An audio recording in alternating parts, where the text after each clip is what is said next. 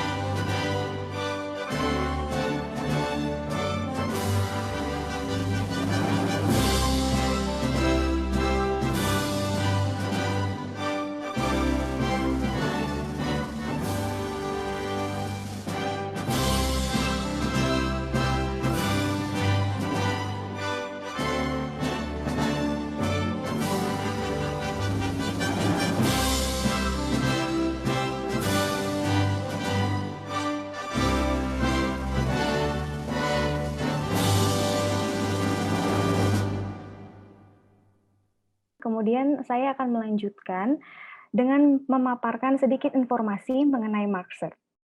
Dalam perjalanannya, organisasi kami telah mengalami beberapa tahapan metamorfosis seiring dengan perubahan tren global serta harapan dan kebutuhan pihak berkepentingan. Dalam sejarahnya, PT Marko pada tahun 2017 sampai 2019 merupakan organisasi yang bergerak di bidang sertifikasi dengan menggunakan merek dagang berupa afiliasi dengan AFNOR Group French yang merupakan organisasi standarisasi dan penilaian kesesuaian asal Prancis yang telah berpengalaman sejak tahun 1926. Hal ini melahirkan pengalaman mengelola proyek di bidang sustainability, pangan, dan IT sehingga kami memiliki sumber daya yang kompeten di berbagai bidang yang spesifik, terutama jika menyangkut persyaratan ekspor dari negara penerima. Kemudian pada tahun 2020, kami bermetamorfosis menjadi Markcert by Marco International sejak Agustus 2020, sehingga kami memiliki kewenangan menyandang status Registered BRCGS Consultant resmi yang dapat dicek di website tertera dengan ruang lingkup BRC ISU 8 dan HRPC HACCP. Lembaga penilaian kesesuaian PT Marko Internasional Indonesia dengan brand Markcert berkomitmen untuk mewujudkan visi menjadi yang terdepan dalam pengembangan kompetensi dan keahlian melalui sertifikasi person di kancah global. Kemudian berikutnya, saya akan menyampaikan beberapa peraturan selama webinar dilaksanakan. Pertama, waktu yang dialokasikan untuk narasumber menyampaikan materi adalah kurang lebih 15 menit. Kemudian peserta wajib menyalakan kamera selama training berlangsung. Bila berhalangan menyalakan kamera, harap informasikan dalam kolom chat dan sertakan alasannya. Kemudian peserta diharapkan untuk berada dalam mode mute selama training berlangsung.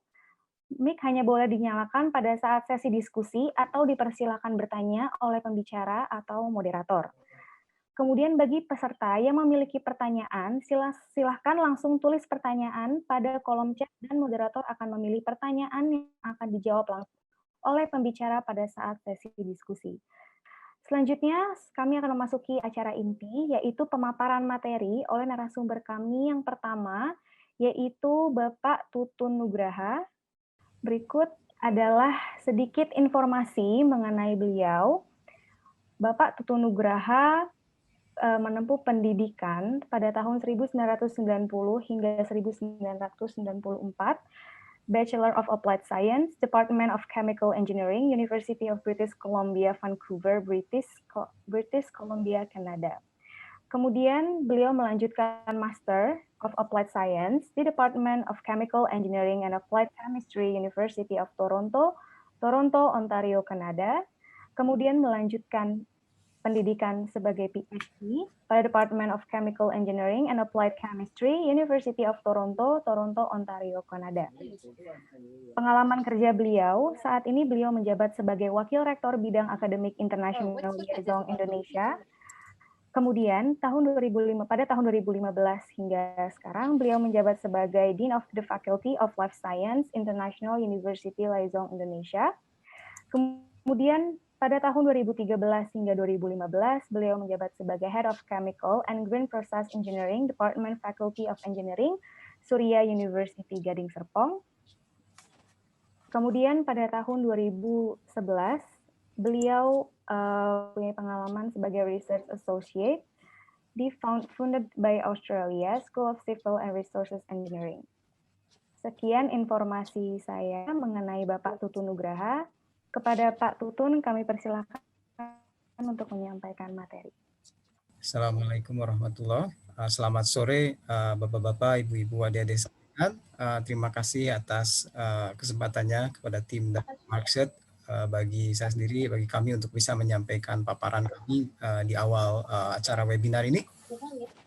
Sesuai dengan amanat yang disampaikan dari tim Markset, topik yang saya harus sampaikan adalah terkait SARS-CoV-2, apakah menjadi resiko keamanan pangan. Kemudian saya tambahin mungkin memang karena memang kita tahu SARS-CoV-2 ini wabah yang awalnya lokal sekarang sudah menjadi pandemi. Satu hal yang kita catat adalah bahwa sepanjang hidup saya juga, saya belum pernah mengalami pandemi seperti ini. Ini pertama kalinya dalam sepanjang hayat saya, dan juga saya yakin sama untuk bapak-bapak, ibu-ibu yang adik-adik yang lain. Paling dekat mungkin referensi yang kita punya adalah Spanish flu di awal abad ke-20 yang korbannya jutaan di seluruh dunia. Jadi memang banyak sekali hal yang baru yang harus kita pelajari. Banyak hal yang baru yang sifatnya harus kita pahami, kita menjadi aware dari tidak tahu menjadi tahu. Karena ini adalah hal yang memang belum pernah kita pahami sebelumnya, sehingga dalam berbagai seluk-beluk kehidupan kita muncul istilah-istilah baru yang sebelumnya tidak ada, misalnya new normal. Dulu kita tidak pernah mendengar, sekarang ada. Jadi memang yang pertama harus kita sadari adalah adanya awareness ini. Dari awareness tentu bisa kita bawa kepada suatu bentuk policy atau kebijaksanaan. Ini bisa pada level perusahaan, level pemerintahan daerah, pemerintahan pusat, dan sebagainya. Ujungnya tentu saja adalah untuk memproteksi masyarakat. Dalam arti yang luas memproteksi ini. Jadi keamanan pangan sendiri dalam hal ini terkait SARS-CoV-2 hanya sebuah topik saja yang kemudian bisa berkembang menjadi membahayakan keselamatan pangan. Itu yang ingin saya diskusikan saat ini. Jadi dalam kenyataannya memang apakah SARS-CoV-2 ini merupakan bahaya yang harus kita pahami, kita sadari, khususnya terkait keberadaan frozen food. Bukan sekedar frozen food, tetapi frozen food ini adalah terkait juga dengan kenyataan saat ini transportasi bahan pangan ini sudah demikian cepat. Bahan pangan dari satu benua ditransfer ke bahan pangan di benua yang lain. Jadi memang ini adalah apa yang saya panggil event force the issue, karena memang ada kejadian sehingga kita kembali harus mengadaptasikan apa yang kita lakukan dalam keseharian kita untuk menjaga keselamatan masyarakat. Jadi dalam hal ini kita lihat misalnya ini berita di Guardian yang tertanggal 19 Oktober 2020. Ini memang agak sulit kalau kita mencari di jurnal. Mengapa? Karena untuk masuk jurnal biasanya butuh waktu sampai melalui peer review. Jadi ada beberapa yang fast track, tapi sebagian mungkin masih kita cari bisa di berita-berita. Dalam hal ini disebutkan bahwa live living coronavirus found on frozen food packaging in China, imported. Jadi dalam hal ini sebelumnya ketika pemerintah Cina melakukan cek terhadap kontaminasi coronavirus dalam bahan pangan, mereka menggunakan genetic trace analysis. Jadi menggunakan DNA trace-nya ada tidak, hidup atau tidak, viable atau tidak, kita tidak tahu. Tetapi setelah mendapatkan banyak sekali kritik dari luar negeri, karena ini menyangkut ekspor dan impor. Bila menyangkut ekspor dan impor, maka akan menyangkut kepentingan bisnis perusahaan di negara lain. Sehingga mereka juga harus menjawab secara kredibel. Sehingga mereka kelihatannya merubah sistem pengetesannya. Mereka mengetes life culture of the virus. Jadi bukan hanya sekedar genetic trace-nya saja. Sehingga dalam hal ini mereka berani mengatakan bahwa virus yang ada di permukaan bahan pangan misalnya, ini adalah virus yang memang masih hidup dan bisa mengakibatkan kontaminasi dan penularan. Ini memang terjadi di Cina, di kota Qingdao, di mana kota ini sudah 55 hari zero case. Kemudian mereka mengalami new outbreak. Sehingga mereka berusaha mencari dari mana asalnya. Salah satu sumber yang mereka kejar adalah makanan bahan pangan ini yang diimpor dari luar negeri. Dalam hal ini mereka mengatakan imported salmon. Jadi ada kasus. Tetapi bila kita lihat lebih detail beritanya misalnya, memang benar trace pertama ditemukan di pekerja pelabuhan. Sebenarnya meskipun sudah ditemukan ada masalah di dock workers ini, pekerja pelabuhan, Chinese CDC, pemerintah Cina melalui Center for Disease Control-nya, mereka tidak mengatakan bahwa outbreak-nya berasal dari bahan pangan. Karena memang sulit untuk mengatakan demikian. Bisa saja dari anggota masyarakat atau dock workers ini bertemu orang yang bersifat OTG atau asymptomatic COVID.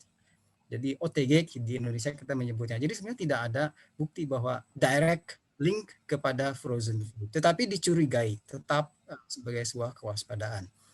Dari Amerika dan dari New Zealand tentu saja mereka protes. Mengapa? Karena memang sebenarnya tidak ada bukti bahwa handling of food, consuming food bisa mengakibatkan penularan COVID-19. Jadi ini masih pertanyaan, demikian juga New Zealand. Tetapi pemerintah Cina tentu punya alasan sendiri mengapa mereka menaikkan awareness-nya, menaikkan kewaspadaannya kembali. Ini akan kita lihat dalam slide-slide selanjutnya. Kemudian pada saat yang sama di daerah tersebut juga local public perception mulai terbentuk. Ini yang juga harus segera dipecahkan oleh pemerintah. Mengapa? Karena jangan sampai masyarakat gelisah, kemudian tidak mau membeli bahan pangan dan sebagainya, bahan pangan tertentu. Dan mereka memang mengatakan untuk melakukan temporary ban on frozen food imports. Jadi mulai persepsi publik terbentuk. Jadi ini sebuah hal yang sangat kompleks. Pemerintah Cina kemudian juga langsung melakukan tes. Mereka melakukan tes terhadap jutaan sampel, termasuk sampel dari 20 provinsi, mengikuti 670 sampel dari bahan pangan, termasuk packagingnya, termasuk 1,2 juta staf pekerja dan 1 juta pekerja lainnya. Ini luar biasa biayanya tentu saja. Ini menunjukkan adanya dedikasi dari pemerintah Cina terhadap keselamatan warganya tentu saja. Tapi bila kita lihat angkanya sebenarnya ditemukan hanya 22 sampel yang positif dari spesifik dari food surface dan food packaging.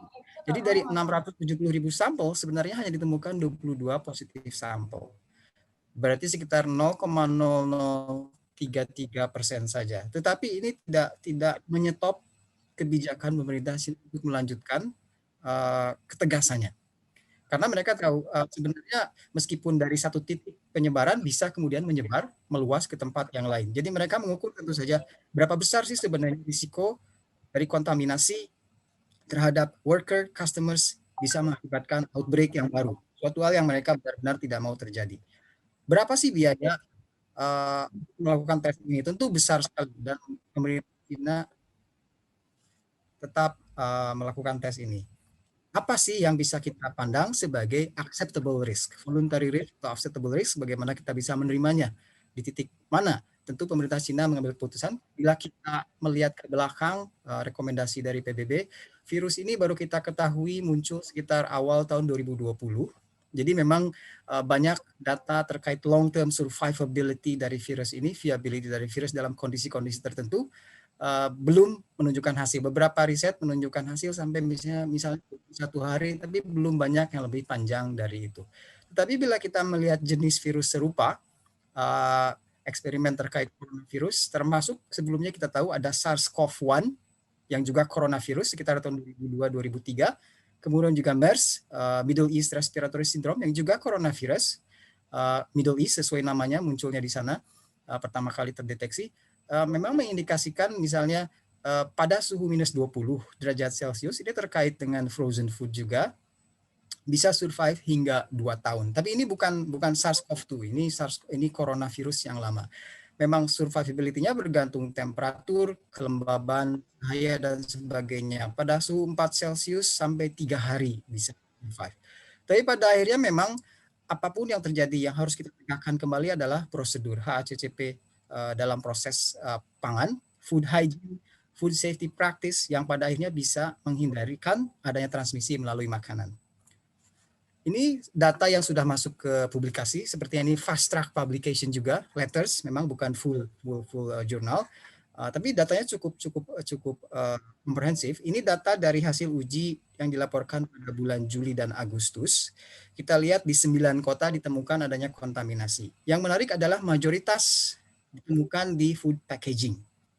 Food packaging di bagian luar food packaging. Sebagian ada di food storage environment, biasanya ini berupa dinding dari kontainer ekspor-import.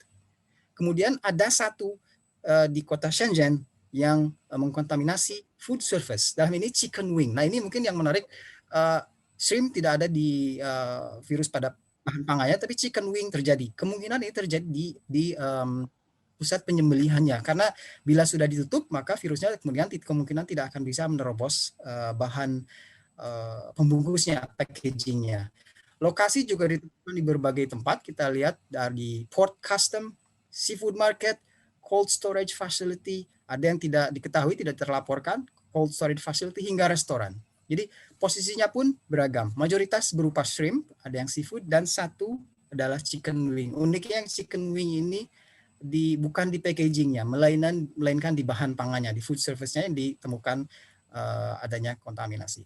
Jadi yang penting sekarang adalah bila kita ingin memasukkannya ke dalam prosedur keselamatan pangan, how to trace where the contamination took place. Bagaimana kita melakukan trace kontak kalau terhadap penyakit ini, di mana sebetulnya kontaminasi paling mungkin terjadi sepanjang proses produksinya. Karena kita tahu dari harvesting, penyembelihan, kalau ayam dan sapi misalnya, transportasi, processing and packaging, freezing, transport lagi, masuk cold storage, kemudian masuk ke retail, masuk ke customer, semua memiliki potensi untuk menjadi sumber penyebaran. Jadi bagaimana kita bisa melakukan trace kontaknya?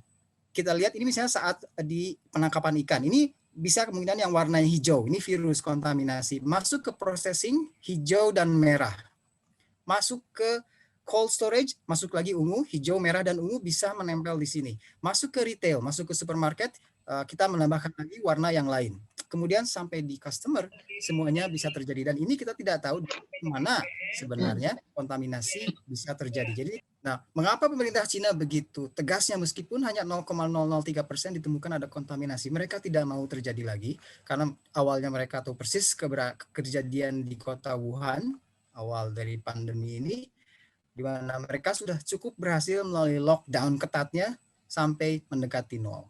Jadi mereka benar-benar tidak mau muncul lagi adanya outbreak yang baru. Meskipun kemudian kenyataannya outbreak-nya memang berpindah kepada negara lain. Ini kemudian muncul akhirnya WHO mendeklarasikan ini sudah memasuki masa pandemi.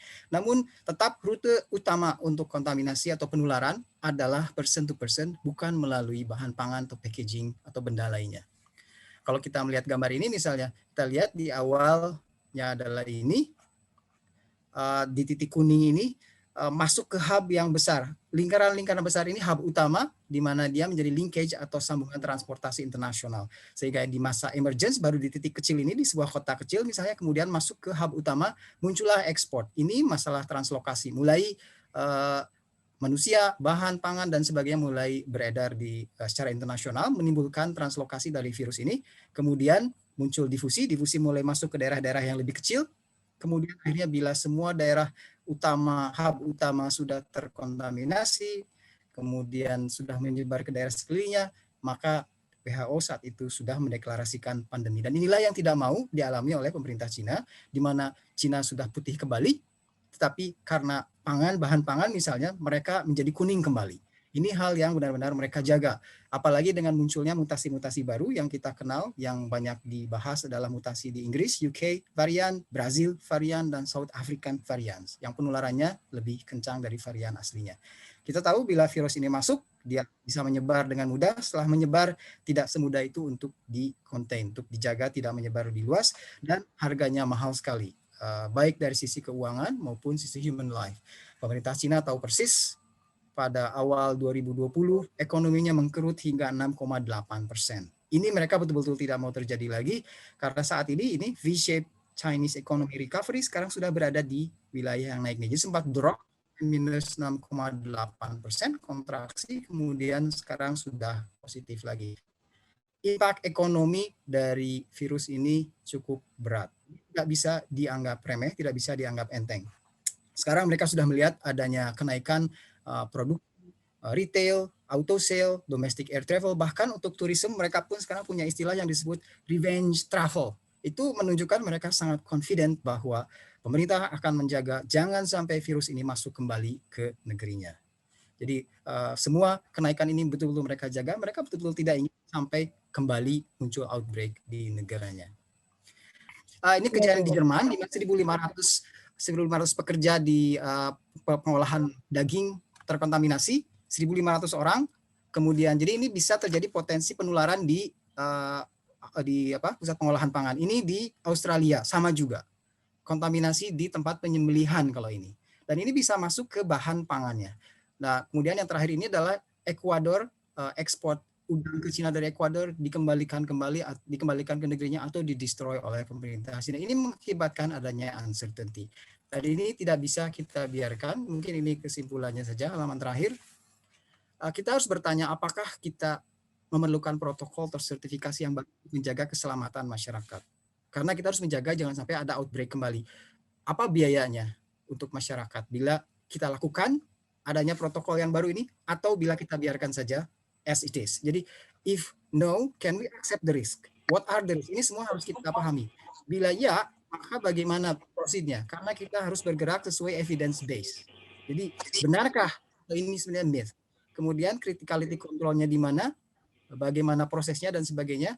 Pada akhirnya memang kita berusaha menjustifikasinya untuk mencegah adanya uncertainty dalam berbagai aspek kehidupan, kemudian menghasilkan safeguard dan security bagi masyarakat dalam jangka panjangnya. Mungkin mohon maaf waktunya lewat, saya tidak memperhatikan adanya warning.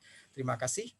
Saja saya kembalikan ke floor pada Anda. Terima kasih. Assalamualaikum warahmatullahi wabarakatuh. Oke, waalaikumsalam warahmatullahi wabarakatuh. Terima kasih Pak Tutun untuk informasi dan materinya. Sekarang kita beralih ke materi paparan 2 mengenai analisis dan respon terhadap resiko terkait produk yang diimpor oleh China dalam masa pandemi COVID-19 yang akan dibawakan oleh Ibu Lely Rahmawati. Selamat siang semuanya, Bapak Ibu. Saya Lely Rahmawati saya dari Maxert dan juga menjadi dosen di Yuli. Jadi dua-duanya berada di Yuli juga berada di Maxert. Kami adalah lembaga training, lembaga sertifikasi person untuk CGMP. Kami juga sebagai register BRC Consultant, BRC GS Consultant. Dan saat ini kita mengadakan acara ini sebetulnya melihat fenomena di mana kebetulan kami banyak terlibat dengan pemerintah, dengan beberapa proyek pemerintah, dan ketika isu ini bergulir di tahun lalu, ini masih belum terlalu terdengar. Namun ternyata di Januari, Februari ini semakin lama semakin terdengar, dan semakin lama, terutama karena kondisi ekonomi Indonesia yang semakin juga mengalami tantangan di tahun 2021, ini juga perlu dilihat lebih dalam bagaimana COVID-19 ini bisa mempengaruhi juga terhadap pangan. Yang tadinya kita hanya melihat bahwa ini hanya permasalahan kesehatan, tapi ternyata malah masuk ke sektor pangan juga. Jadi kebetulan saya mengikuti salah satu webinar dari saya lupa namanya. Dan di webinar ini yang mengetengahkan adalah Bapak Rubao San, PhD. Beliau adalah associate professor. Dan dari materi tersebut kita mendapatkan beberapa informasi yang tidak keluar dari dari media. Jadi hanya internal ataupun pemerintahan Cina yang memiliki data-data tersebut. Dan beliau adalah selain associate professor juga adalah senior food safety consultant for FoodMate dan juga adalah sekretaris deputi Beijing Food and Drugs Safety Enterprise Alliance. Jadi dan beliau juga punya pengalaman 15 tahun di Akademi Militer Ilmu Medis di China. Dan di sini ada informasi bahwa kasus COVID-19 pada produk yang diimpor ke China. Dan yang melakukan pengujian ini bukan pihak swasta, tapi ini adalah pemerintahannya sendiri, di mana di bawah General Administration of Custom China. Jadi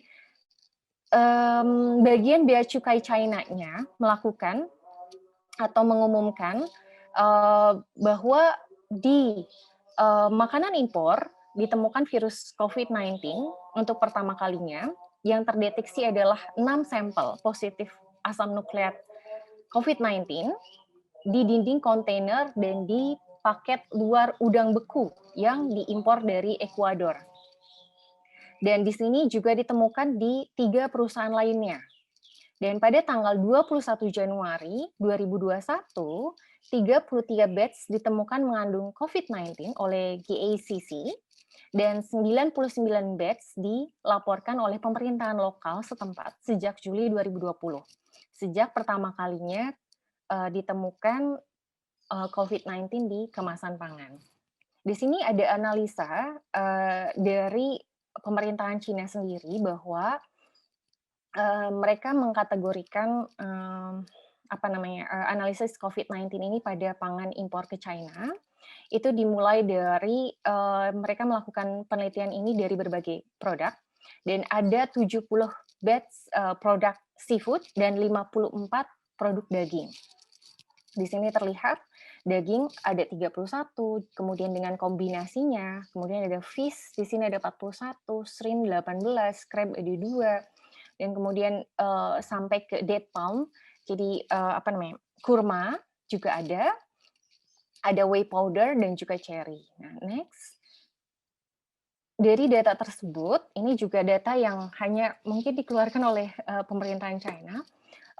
Di sini terlihat bahwa beberapa negara atau banyak negara pengimpor, di mana mungkin dari artikel kami juga disebutkan ada sekitar 100 yang di-ban, dan di sini ada datanya.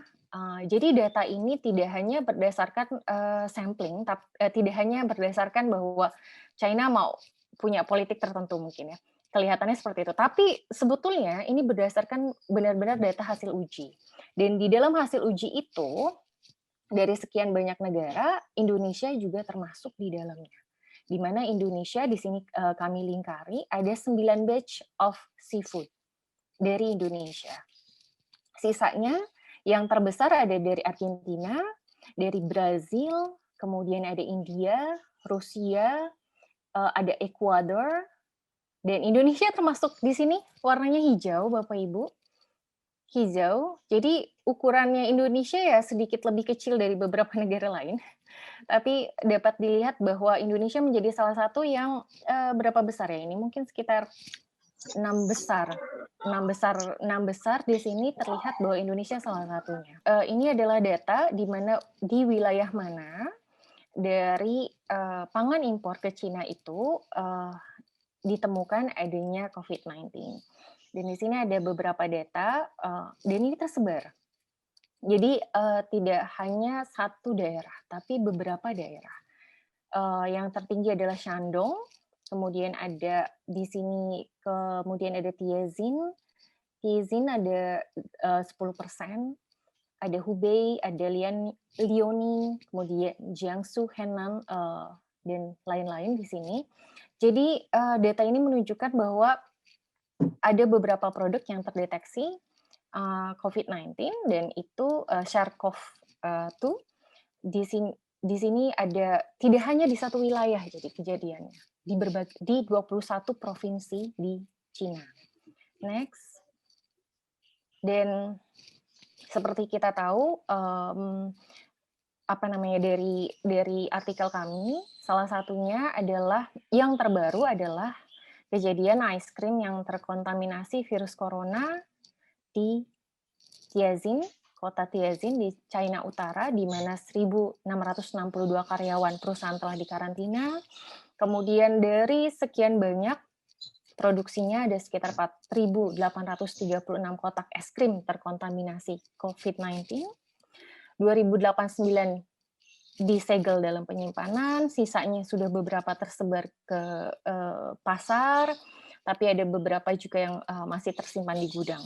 Dan di sini terindikasi es krim tersebut berasal dari susu bubuk, bahan bakunya adalah susu bubuk yang diimpor dari Selandia Baru, dan juga bubuk kue yang diimpor dari Ukraina.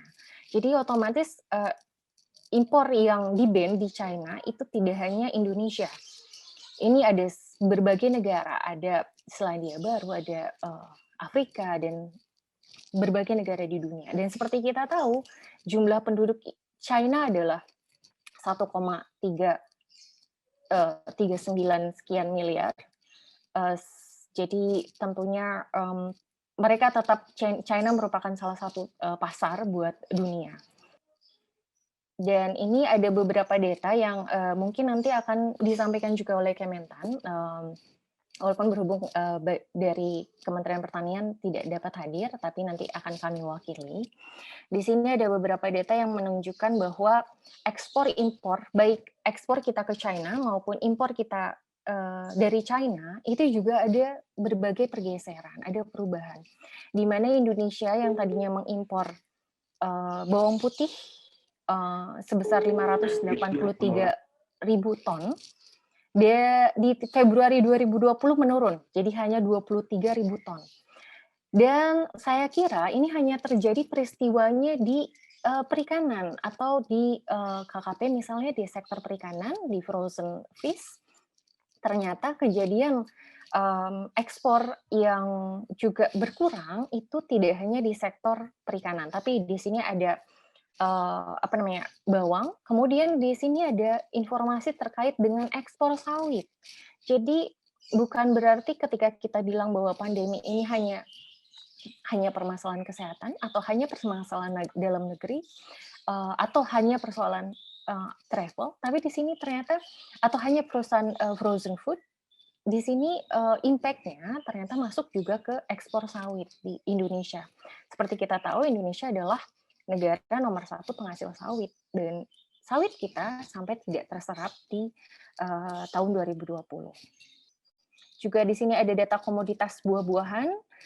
China, impor kita, buah-buahan dari China juga menurun tajam. Di data ini menunjukkan bahwa impor kita menurun tajam, tapi juga produk ikan dan udang kita, ekspornya juga menurun. Jadi dua sisi sama-sama menurun. Oke. Ini nanti mungkin bagian Kementan yang bisa menginformasikan. Saya close di sini. Baik, kita akan melanjutkan ke memaparkan materi ketiga, yaitu mengenai cold chain food dan wabah COVID-19. Materinya akan dibawakan juga oleh Ibu Lely Rahmawati, STPMP, selaku konsultan resmi terregister BRCGS. Kemudian beliau menempuh pendidikan S1 di IPB, Institut Pertanian Bogor, di Pendidikan Teknologi Pangan dan Gizi. Kemudian beliau menempuh pendidikan master di IPB juga dengan Ilmu dan Teknologi Pangan. Beliau mempunyai pengalaman audit, training, dan kompetensi lainnya. Di Januari 2019, beliau mengikuti Conversion 7-8 BRC and FSSC 22.000 plus Witness Assessment versi 5 oleh Mark Delkoff from Six Benchmarking Leader GFSI. Kemudian pada Juli 2019, beliau mengikuti training Lead Auditor BRC ISO 8 di BRCGS London, UK. Berikut professional experience Ibu Lely. Pertama, pada tahun 2004 hingga 2008, beliau bekerja di Pocari Sweat and UZ 1000. Kemudian pada tahun 2008 hingga 2012, beliau bekerja di Tube Rhineland, Indonesia, dan BSN. Kemudian pada tahun 2013 hingga saat ini, beliau bekerja di ASI, AFNOR, IULI, dan juga Markset. Ini materi selanjutnya adalah mengenai cold chain food dan wabah COVID-19. Di sini ada juga informasi terkait dengan COVID-19 ini yang ada di produk pangan beku, itu disampaikan oleh Bapak di Asosiasi Industri China, yaitu dari Yuli PhD, yang bertanggung jawab sebagai koordinator industri untuk isu-isu pengetahuan dan regulasi, keamanan pangan dan manajemen mutu, standarisasi industri pangan, dan juga melakukan bekerja sama dengan pemerintahan di China untuk pengembangan industri-industrinya. Di sini terlihat bahwa ketika pertama kali ditemukan SARS-CoV-2 itu terjadi di pasar Xinfadi di Beijing di Juni 2020, di mana mereka melakukan pemetaan dan kami juga coba search dan sudah juga mendapatkan manuskripnya juga terkait dengan cold chain food contamination as possible origin of COVID-19 resurgence in Beijing. Jadi dari hasil penelitian ini menunjukkan bahwa kejadiannya di Juni 2020 terus dilakukan investigasi di mana ditemukan bahwa 368 orang positif COVID berdasarkan hasil PCR. Kemudian 169 karyawan pasarnya juga positif, di mana dari 368 itu ada 169-nya adalah karyawan dan itu positif. Dan mereka melakukan identifikasi dari pasarnya ini, dari mana sih booth yang menunjukkan ada terindikasi ada COVID-19-nya. Nah, ini dilihat di investigasi ada 7 booth yang teridentifikasi, dan di situ ditemukan juga satu sampel positif dari ikan beku, dan itu masih tersegel, masih tertutup. Di dalamnya dia dicek itu ikannya, itu ada COVID-19-nya, ada SARS-CoV-2, namun tidak ditemukan virus SARS-CoV-2 hidup. Jadi kondisinya tidak hidup ya. Kemudian apa sih mereka mau mengetahui apa sih penyebabnya? Jadi disinyalir bahwa kontaminasi itu berasal dari pangan rantai beku atau rantai dingin ya. Jadi itulah yang mendasari ketika bulan Juni mereka melakukan berbagai investigasi. Oke. Kemudian di sini diinformasikan bahwa di Qingdao ini ada terjadi outbreak juga di Oktober sampai November. Yang kejadiannya tadi diceritakan oleh Pak Tutun, kejadiannya dari pekerja yang di pelabuhan. Jadi ada pekerja galangan kapal yang terinfeksi, ada 14 kasus terkonfirmasi, 14 karena 2 orang tersebut menyentuh. Dia tidak menggunakan sarung tangan pada saat melakukan proses di galangan kapal itu. Dia menyentuh langsung kemasan produknya, dan itu kemudian dilakukan investigasi di produk tersebut yang tersentuh. Kemudian dilihat ternyata ada virus hidup yang diisolasi dari kemasan dengan urutan DNA sangat homogen dengan virus yang diisolasi dari pasien COVID tadi. Dan berita ini keluar diinformasikan di berbagai berita di dunia, termasuk di Indonesia. Saya juga coba searching, ternyata Indonesia juga sudah mulai aware. Di Jakarta Post, mereka mengabarkan frozen frozen food package polluted by living coronavirus could cause infection, China CDC says. Jadi yang melakukan uji itu adalah CDC. Jadi tadi saya mengatakan ada GACC dan ini juga CDC. Jadi ada dua lembaga, yang GACC tadi biaya cukainya, yang CDC ini adalah apa namanya otorisasi untuk mengecek produk-produk yang masuk ke negara itu. Nah, kalau di Indonesia contohnya seperti BPOM ya. Dan di sini diinformasikan juga setelah terjadi itu, apakah pemerintahan Cina hanya berdasarkan dua hal tersebut kemudian melakukan ban ataupun pelarangan ataupun penghentian produk beberapa negara itu? Tidak, tapi pemerintahan Cina langsung melakukan analisa sampel. Jadi banyak sekali sampel yang diambil, tidak hanya dari sampel pangan rantai dinginnya, kemudian ada juga sampel dari pekerja, sampel dari lingkungan, ada ditemukan tadi 22 sampel positif yang tadi diinformasikan oleh Pak Tutun. Dan di situ tidak ditemukan virus SARS-CoV-2 hidup. Jadi resiko menginfeksinya sangat rendah. Dan kalau kita lihat pada saat kejadian itu di tahun lalu, akhir tahun lalu, bagaimana opini WHO dan ICMSF dengan kejadian temuan dari dari pemerintahan Cina ini? WHO langsung memberikan reaksinya. WHO menyatakan bahwa berdasarkan pengalamannya SARS-CoV dan MERS-CoV bahwa transmisi melalui konsumsi pangan tidak pernah terjadi.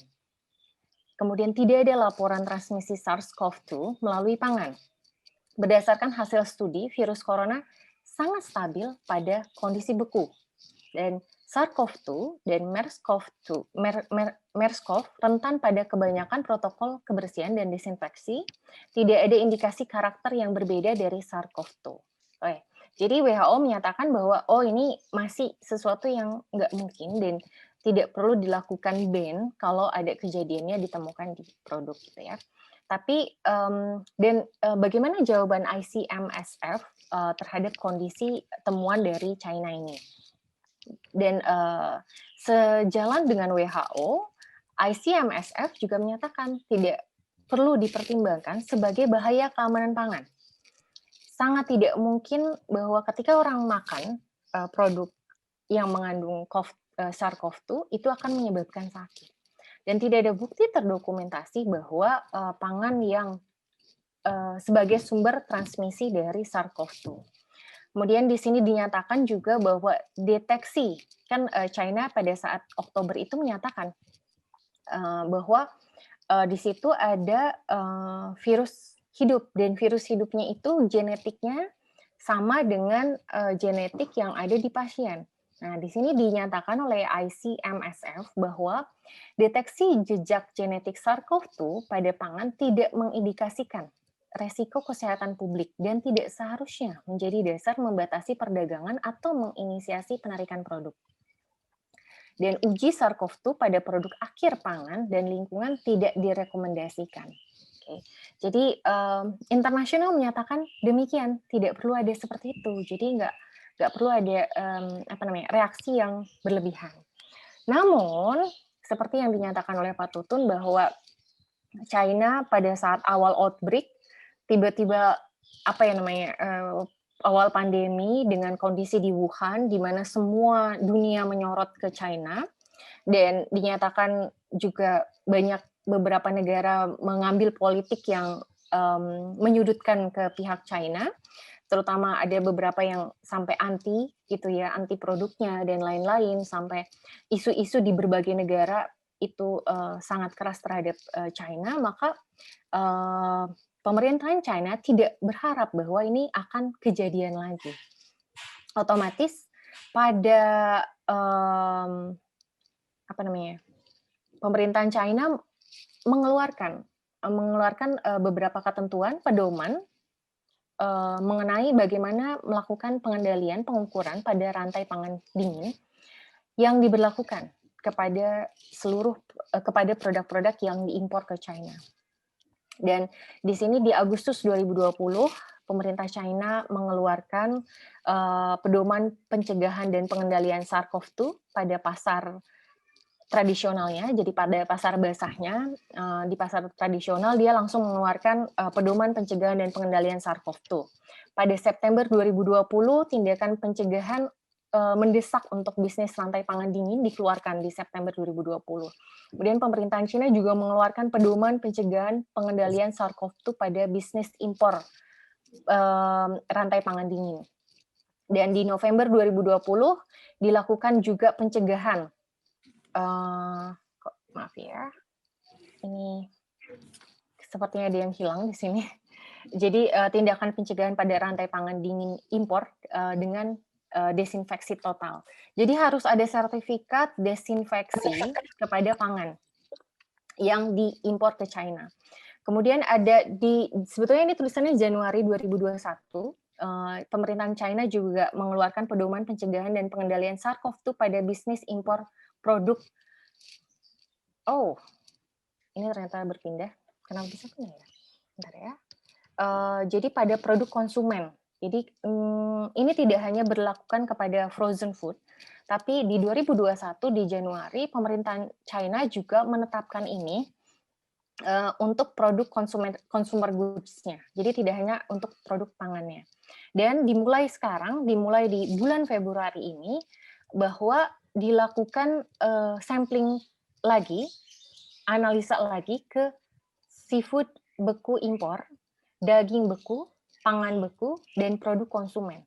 Jadi dilakukan analisa lagi, dan dengan situasi seperti ini, industri pangan mengalami situasi yang penuh tantangan karena peraturan ketentuan-ketentuan dari China ini.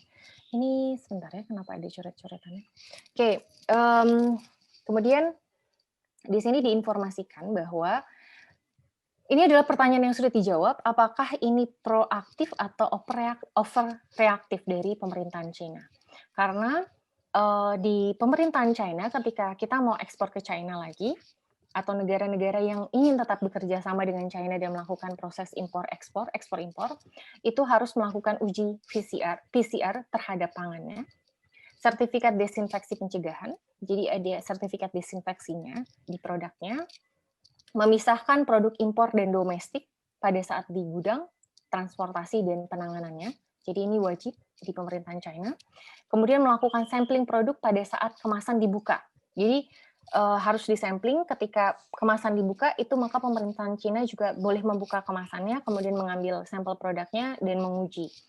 Kemudian ada sumber dan pengukuran APD pekerja. Jadi sumber APD-nya dari mana untuk pekerja dan bagaimana melakukan pengukuran terhadap APD pekerja. Kemudian di sini ada kebersihan dan sanitasi lingkungannya, dan ada netralisasi produk positif PCR.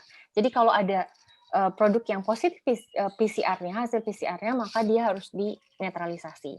Dan ini informasi yang ke konsumennya. Hasil PCR positif tidak mengidentifikasikan mengandung virus. Ini yang akan diinformasikan kepada konsumen karena apa? Karena pada saat kejadian salmon di pasar tradisionalnya China, kejadian itu menyebabkan semua salmon di pasar itu dihancurkan oleh masyarakat sendiri. Jadi bukan oleh pemerintahan China-nya, tapi oleh masyarakat yang mungkin pedagangnya itu langsung menghancurkan, kemudian masyarakat yang sudah membeli salmonnya itu langsung juga membuang salmonnya. Jadi makanya pemerintahan China harus menginformasikan ini bahwa ketika dia positif PCR-nya tidak mengindikasikan bahwa itu mengandung virus. Tidak ada laporan terinfeksi karena mengkonsumsi produk positif. Tidak ada laporan terinfeksi karena menyentuh produk positif.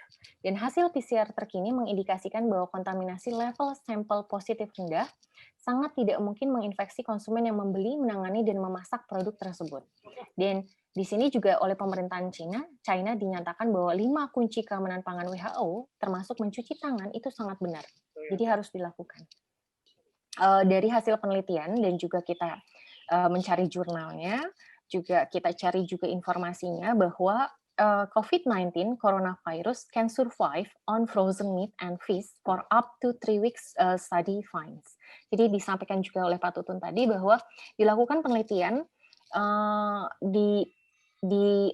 dia mengambil produknya dari Singapura. Jadi ada daging, ikan, kemudian dua-duanya daging dan ikan itu dikasih virus COVID, kemudian dibekukan di suhu 4 derajat Celcius, negatif 20 derajat Celcius, dan negatif 80 derajat Celcius. Dan hasilnya apa? Ketika dicairkan kembali, kemudian diuji lagi, ternyata jumlahnya potensial yang COVID-19-nya itu, virusnya itu masih bertahan dengan jumlah yang sama, dengan potensi yang sama.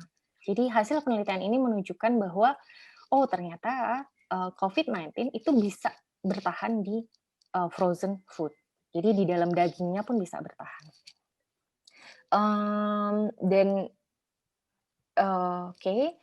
Jadi ada beberapa informasi di sini bahwa studi virus corona bisa bertahan dalam makanan beku selama 3 minggu. Ini juga sudah diinformasikan oleh Detik Health. Dan juga di sini ada sumberbisnis.com juga menginformasikan ini. Dan di sini kami juga melakukan searching di Virology Journal, bahwa ilmuwan menemukan bahwa pada suhu 20 derajat Celcius, SARS-CoV-2 sangat kuat di permukaan-permukaan yang lembut seperti layar ponsel, dapat bertahan 28 hari di atas kaca, baja, serta uang kertas. Dan penularan ini hanya melalui aerosol, jadi terutama melalui aerosol, dan terbukti mudah berpindah antara kulit yang terkontaminasi dan permukaan vomit. Jadi permukaan kontak yang tinggi dengan konsumen itu juga bisa mengandung COVID-19. Dan di sini di produk beku selama 3 minggu bertahan, dan cara yang terbaik adalah hanya dengan melakukan proses food hygiene. Hygiene di sini mencuci tangan salah satunya, dan kalau kita menerapkan BRC, standar BRC, dan di standar BRC ini sangat ketat, terutama terkait dengan pakaian, terkait dengan air yang digunakan, terkait dengan desinfektan yang digunakan, sanitizer yang digunakan, dan kalau memang misalnya perusahaan menerapkan ini semua, maka bisa mereduksi kemungkinan adanya COVID-19. Jadi dapat disimpulkan di sini bahwa ini bukan foodborne disease, jadi bukan penyakit yang ditularkan melalui makanan dan bukan isu keamanan pangan. Ini bisa ditransmisikan dari kemasan pangan terkontaminasi, tetapi kemungkinannya sangat jarang. Dan untuk melindungi pekerja dari rantai pangan infeksi SARS-CoV-2 adalah prioritas tertinggi, dan untuk mencegah kontaminasi silang dari SARS-CoV-2 pada rantai pangan tetap menjadi tantangan buat kita semua.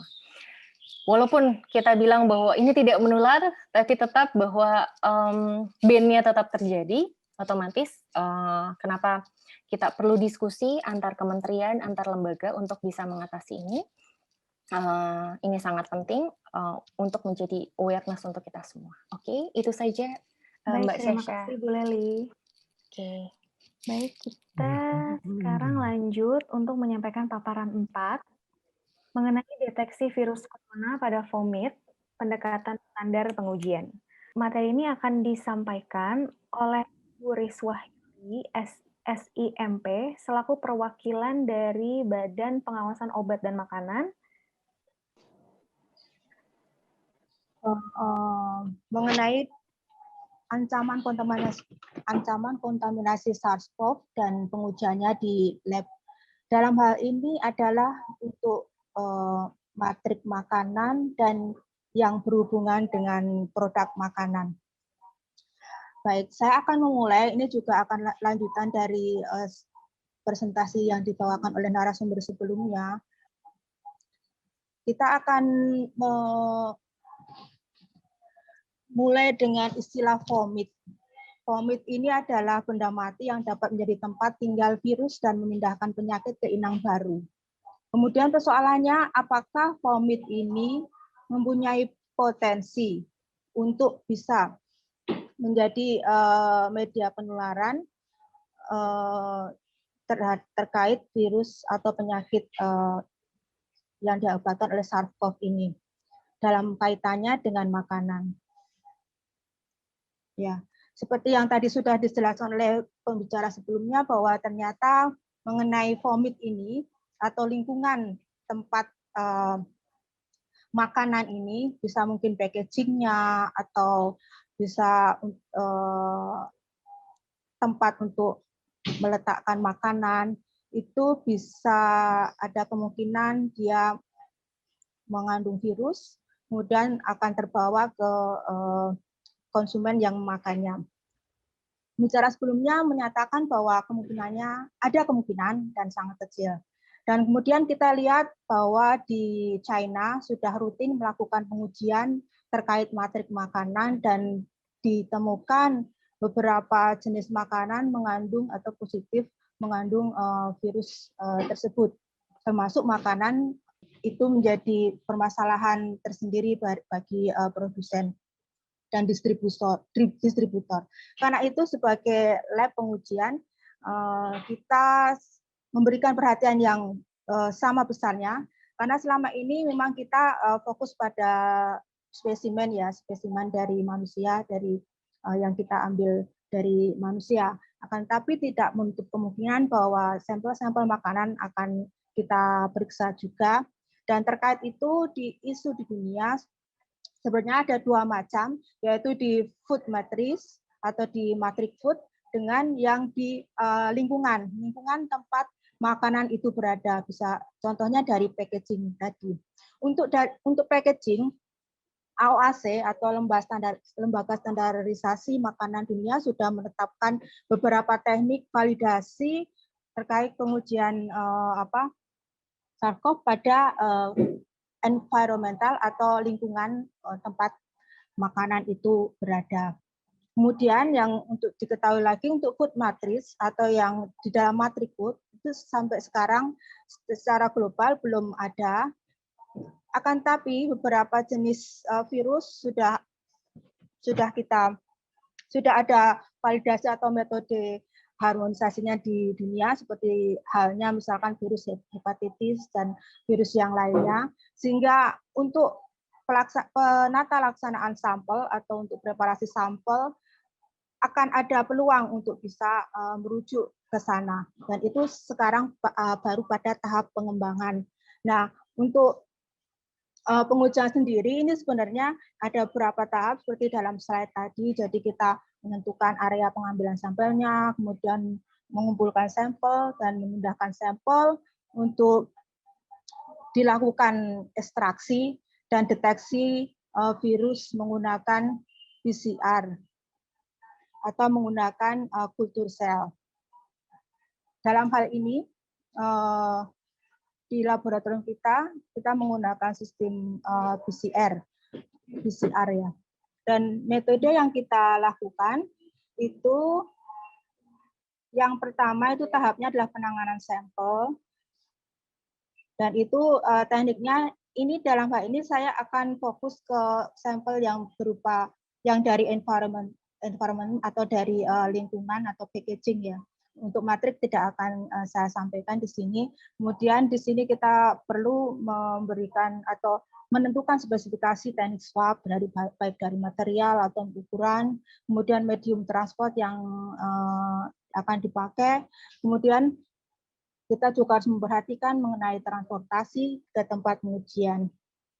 Nah, ini salah satu contoh bagaimana kita memperlakukan sebuah sampel dalam matrik yang berupa sampel cair dan kita mengkoleksinya dan kemudian untuk selanjutnya kita lakukan proses selanjutnya di PCR yaitu verifikasi RNA dan langkah-langkah selanjutnya. Nah, ini adalah tahap-tahap ekstraksi dan deteksi RNA yang merupakan prosedur umum yang dilakukan untuk pengujian SARS-CoV. Jadi seperti yang diketahui bahwa RNA adalah asam nukleat rantai tunggal yang merupakan hasil transkripsi dari DNA. Dan proses ekstraksi ini berfungsi untuk memurnikan RNA dari sampel yang kemudian digunakan untuk mendeteksi informasi genetik dari virus tersebut. Di sini ada beberapa tahap dari mulai lisis, kemudian pencucian, mengelusi, dan akhirnya pada viral RNA. Nah, pada tahap ini adalah tahap yang penting. Kita harus memastikan bahwa pengujian yang kita lakukan itu adalah valid dan akurat. Ini untuk mengurangi kemungkinan adanya false negatif dan false positif yang umum ditemukan selama proses pengujian. Saya kira begitu yang bisa saya sampaikan dari laboratorium. Ya, saya kembalikan waktu dan layar ke moderator. Terima kasih. Oke, baik, terima kasih. Assalamualaikum warahmatullahi wabarakatuh. Selamat sore, salam sejahtera untuk kita semua. Baik, Bapak Ibu sekalian, terima kasih atas kesempatannya yang telah diberikan kepada kami. Saya mewakili dari Badan Standarisasi Nasional dan juga Komite Akreditasi Nasional akan mencoba menyampaikan berbagi tepatnya kepada Bapak Ibu semua, kepada teman-teman terkait dengan legal issue dan standar yang terkait dengan isu COVID, terutama untuk permasalahan-permasalahan yang ada terkait dengan penolakan produk ekspor perikanan. Baik, Bapak Ibu, di sini saya coba menyampaikan, mungkin kita semua sering mendengar terkait dengan isu-isu yang beredar tentang COVID, terutama juga di materi-materi yang disampaikan oleh narasumber sebelumnya sudah banyak disampaikan terkait dengan virus yang dapat bertahan pada permukaan benda, termasuk kemasan makanan berhari-hari. Ini juga tergantung pada jenis bahan dan kondisi lingkungannya. Nah, menurut ahli epidemiologi Tiongkok, Profesor Li Lanjuan, virus corona SARS-CoV-2 mampu bertahan hidup di dalam suhu -4 sampai dengan -20 derajat Celcius. Namun, informasi dari WHO, FAO, dan juga Codex Alimentarius, dan juga Control Disease CDC-AS dan CDC Uni Eropa, dan organisasi internasional lainnya juga menjelaskan bahwa SARS-CoV-2 bukanlah penyakit bawaan makanan. Ditambah pernyataan dari FAO bahwa sampai saat ini tidak ada bukti virus yang menyebabkan penyakit pernapasan, salah satunya COVID-19, ditularkan melalui makanan ataupun kemasan makanan. Terkait dengan penegakan administrasi oleh otoritas Cina, sepertinya juga sudah disampaikan oleh Ibu Leli dari sharing informasi di mana soal wabah COVID-19 merebak di Wuhan pada akhir Desember tahun 2019. Pada 17 Januari, pemerintah pusat merilis pedoman yang menstandarkan pencegahan dan pengendalian epidemi di seluruh Cina. Maka di sini diterbitkanlah pedoman teknis pencegahan dan pengendalian virus corona baru untuk produksi barang impor dan unit bisnis. Panduan pedoman teknis pencegahan dan pengendalian virus corona yang dirilis pemerintah Cina itu mencakup info terkait pengendalian penyebaran virus corona pada barang-barang impor juga, antara lain terkait dengan pekerja yang diwajibkan untuk mentaati protokol kesehatan seperti memakai masker dan juga sarung tangan, dan juga melakukan pengujian suhu tubuh setiap hari. Lalu pekerja diwajibkan untuk melakukan tes PCR secara berkala, melakukan tes PCR pada produk yang akan diimpor, lalu jika produk sudah dites dengan hasil negatif maupun positif, itu wajib dipisahkan dengan produk lainnya yang belum dites. Berikutnya, pedoman ini juga menyampaikan informasi terkait dengan karyawan yang bekerja dengan barang yang tidak dapat diuji asal usulnya dan desinfektan preventif. Wajib memakai pelindung seluruh tubuh. Selanjutnya adalah terkait dengan harus menetapkan sistem traceability yang menyeluruh guna mencatat daftar karyawan yang memiliki kontak langsung dengan barang pabrik dan di gudang selama produksi dan pemrosesan. Pedoman berikutnya yaitu isi dari pedoman berikutnya yaitu terkait dengan membuat catatan pemeriksaan yang baik, catatan masukan, catatan penjualan pabrik, catatan aliran, dan juga catatan pembelian yang jujur. Nah, pedoman ini merupakan juga peraturan yang wajib terapkan juga kepada produk asing yang akan masuk ke Cina. Mungkin ini akan menjadi concern bagi Indonesia untuk mengekspor produk-produk perikanannya. Ini sekedar intermezzo saja dari problem-problem yang terjadi.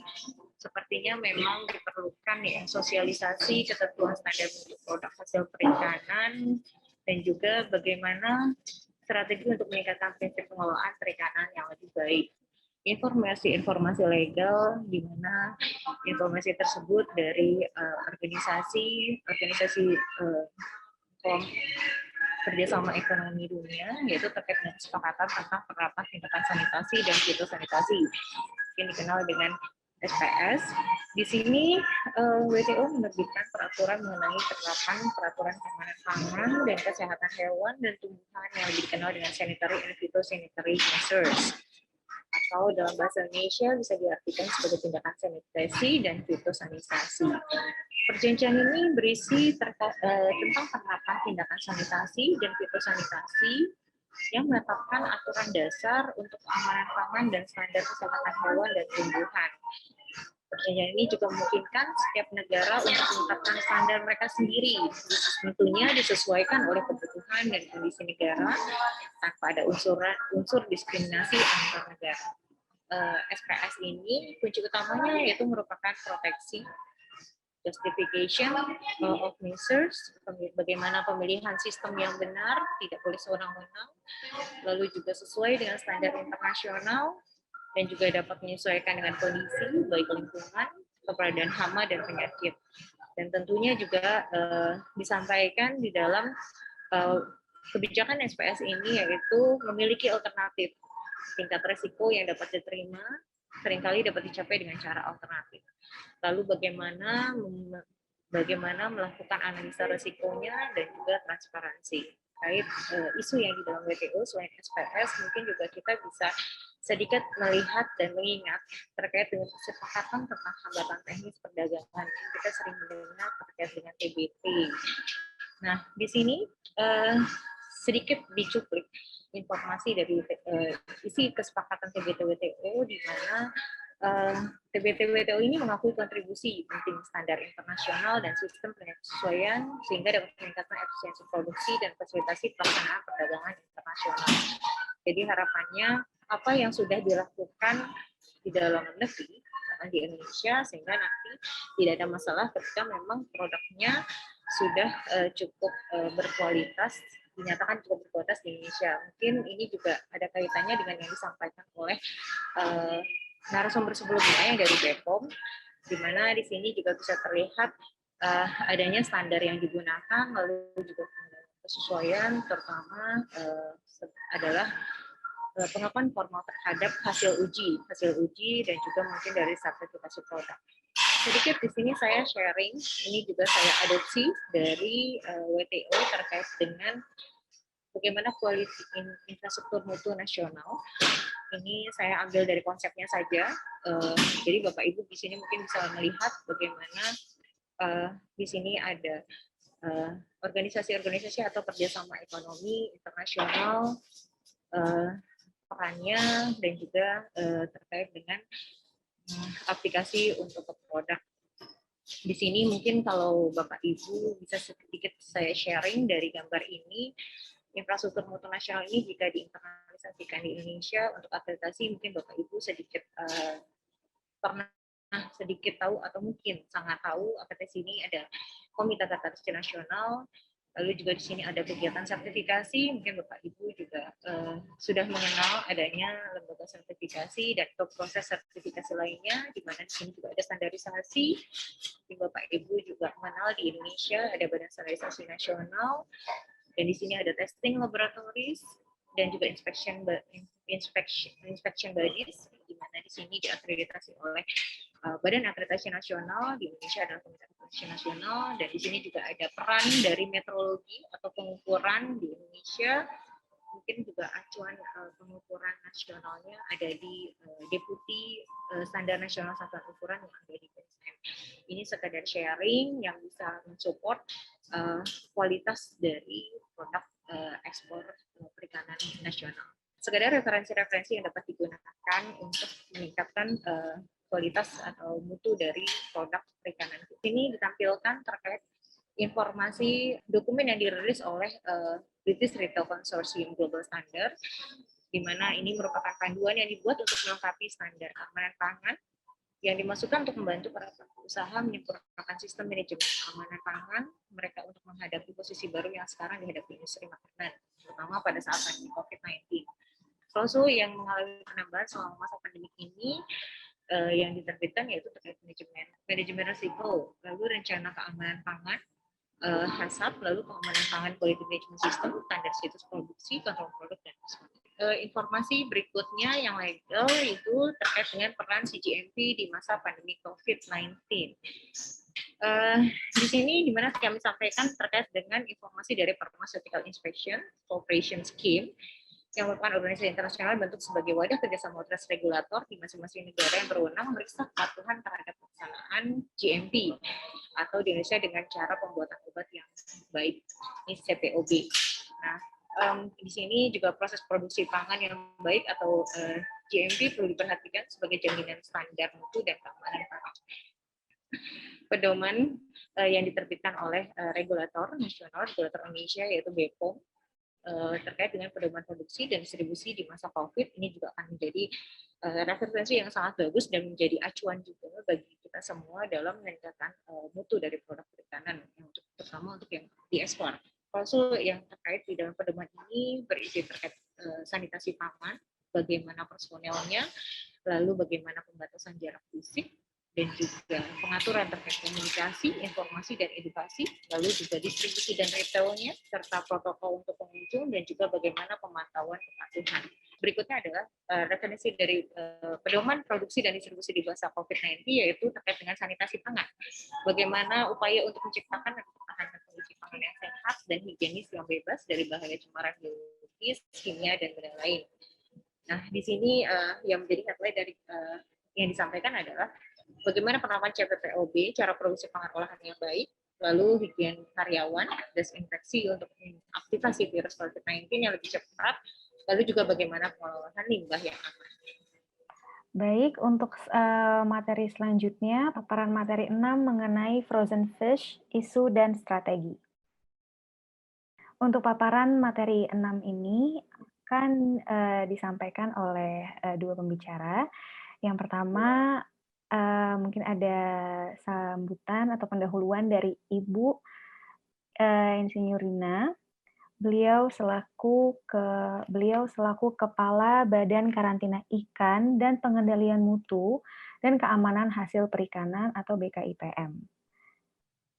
Beliau professional history, beliau pernah menjabat sebagai Director General of Fish Quarantine and Inspection Agency 2016 hingga sekarang, kemudian sebagai Secretary of Agency for Marine and Fisheries Human Resources pada tahun 2015 sampai 2016, kemudian sebagai Director of Center for Marine and Fisheries Training and Extension pada tahun 2013 hingga 2015. Baik, kawan-kawan semua, Bapak Ibu sekalian, Assalamualaikum warahmatullahi wabarakatuh. Dari Kementerian Kelautan Perikanan yang saat ini posisi sebagai otoritas kompeten untuk produk-produk hasil perikanan. Jadi kami sampaikan ada 4 poin, paling tidak nanti di sana 4 poin bagaimana otoritas kompeten Indonesia dengan otoritas kompeten di China, dalam hal ini GACC, di mana Indonesia dan China dalam posisi sudah menandatangani kerjasama sistem jaminan mutu. Kawan-kawan, Bapak Ibu sekalian, Indonesia dengan suatu kondisi yang sangat luas perairannya dan pulaunya terdiri banyak sekali, mempunyai sistem jaminan mutu yang kita terapkan dari hulu dan hilir. Mulai dari perikanan tangkap, ya, perikanan budidaya, para supplier, para pengumpul, para unit pengolahan, dan akhirnya produk bisa dikonsumsi untuk masyarakat domestik maupun masyarakat internasional. Sistem hulu hilir ini kita kembangkan sejak tahun 1992 dan di-approve oleh Uni Eropa tahun 1994. Apa artinya di-approve?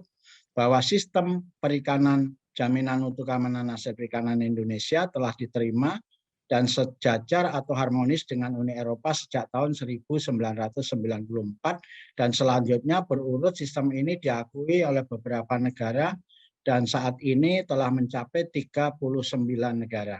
Jadi 39 negara dengan Indonesia dalam hal ini Kelautan Perikanan telah menandatangani satu kesepakatan kesetaraan sistem jaminan mutu keamanan hasil perikanan di mana saling kepercayaan terhadap negara yang melakukan ekspor impor di 39 negara itu saling percaya kepada masing-masing negara yang sudah menandatangani kerjasama. Dan saya sampaikan ada 39 negara, ya, ada Kanada, ada Norwegia, ada Uni Eropa 28 negara, ada Russell Kosnasor, IIU itu 5 negara, China Republik, Vietnam, Korea Selatan, dan baru-baru ini adalah Arab Saudi. Jadi 39 negara ini dengan Indonesia sudah menyatakan kesetaraan sistem dengan saling menginspeksi satu sama lain. Indonesia menginspeksi ke negara tersebut menginspeksi ke Indonesia terkait dengan regulasi, dengan personel, dengan sistem hulu hilir, dan seterusnya sehingga kita menandatangani kerjasama saling kepercayaan. Untuk melakukan ekspor impor terhadap negara yang sudah bekerja sama, wajib satu negara kepada negara lain saling mengapresiasi dan menjamin unit-unit pengolahan atau eksportir yang akan melakukan ekspor impor. Slide berikutnya saya akan tunjukkan bahwa Indonesia dengan beberapa negara telah menjalin kerjasama, misalnya dengan Uni Eropa, kita terdaftar 173 unit pengolahan yang boleh ekspor.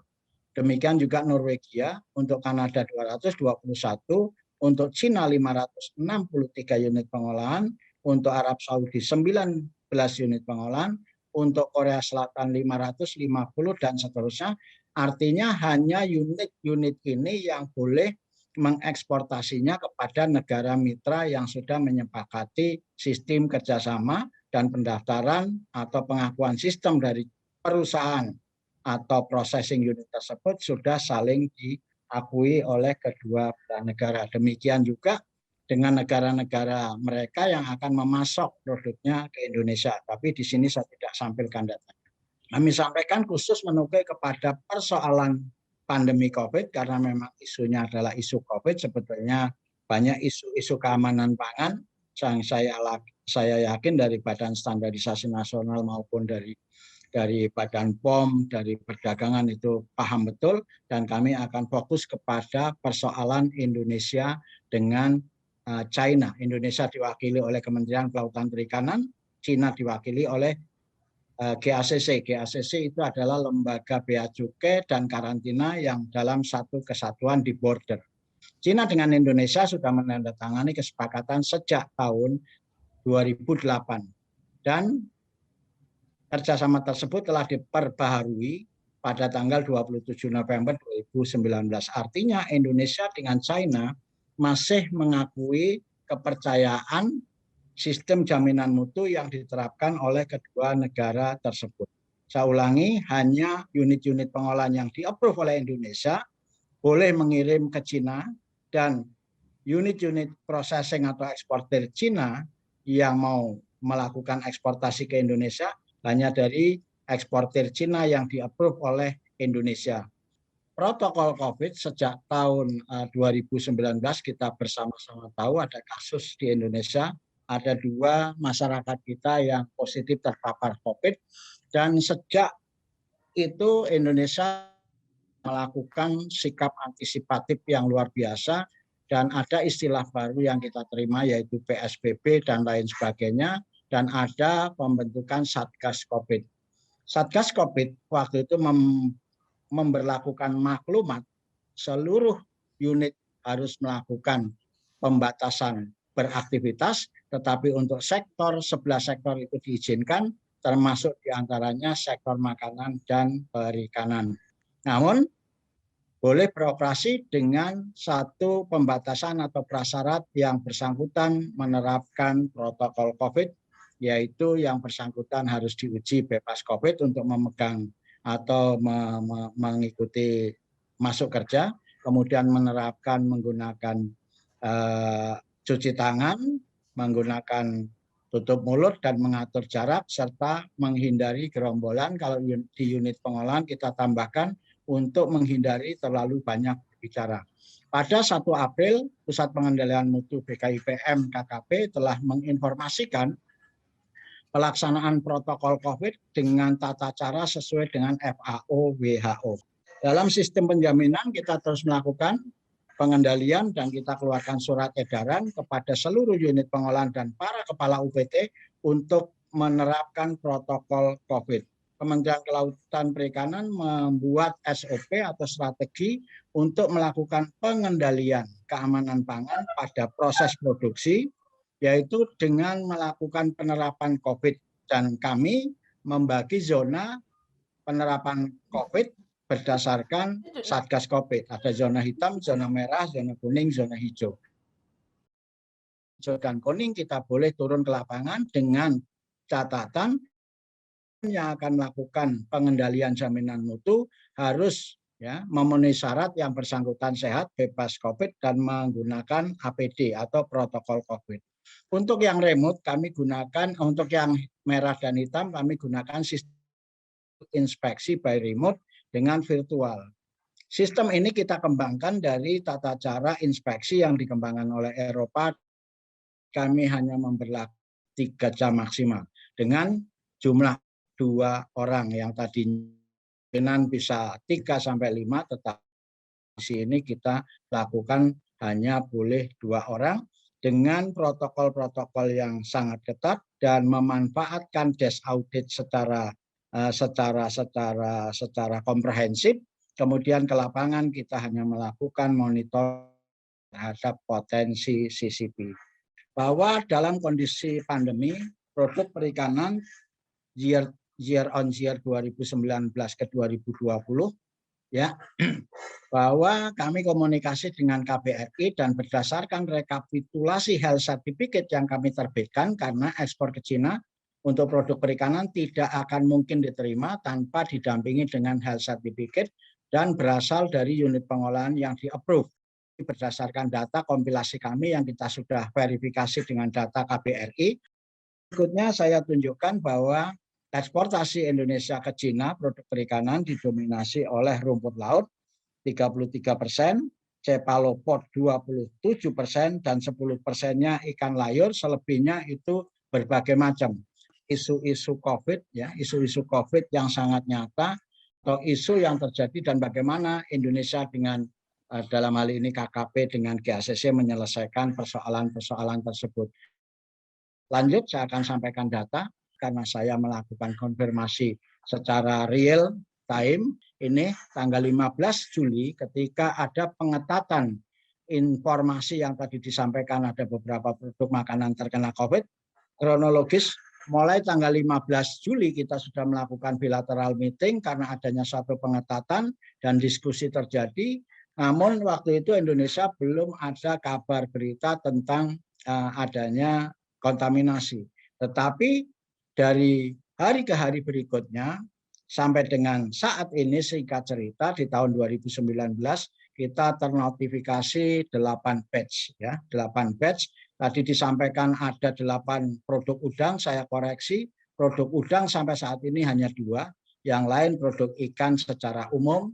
Indonesia berdasarkan bilateral 4 kali bahwa ada perubahan tentang formatasi. Jadi formatasi, di dalam formatasi kami sepakati untuk saling menambahkan bahwa produk tersebut sudah dijamin bebas COVID.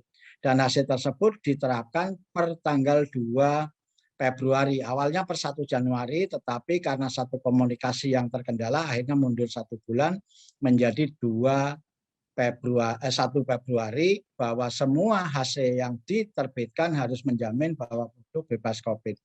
Selanjutnya untuk kesekian kalinya produk Indonesia terkena kontaminasi di dalam ikan atau pada ikan. Selebihnya ada pada kemasan. Dan kami sampaikan Ibu Bapak sekalian, kontaminan tersebut bukan COVID yang masih hidup, artinya adalah jejak COVID atau bangkai COVID. Demikian kondisi terus kita cermati Dan kami juga melakukan penjaminan sebelum dilakukan eksportasi kepada seluruh eksportir yang akan melakukan eksportasi ke Cina, mau tidak mau harus mengikuti regulasi Cina, semua kita kendalikan COVID, dan kami menemukan satu data, satu consignment 4 kontainer sebelum berangkat, setelah kita verifikasi ternyata pada kemasannya terkontaminasi jejak COVID. Sehingga atas produk tersebut dan perusahaan tersebut kami tidak izinkan untuk ekspor ke Cina, daripada nanti produknya dikembalikan dan memperburuk citra Indonesia.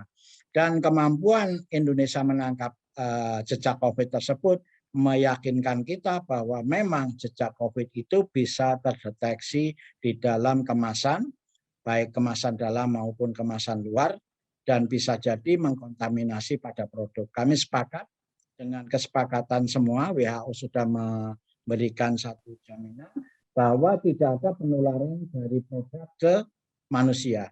Namun pemerintah Cina dalam hal ini GACC tetap mempersyaratkan apabila ada produk yang terdeteksi jejak COVID, ya, bukan hanya COVID-nya tetapi jejak COVID, maka produk tersebut tidak akan bisa masuk atau dipasarkan di Cina.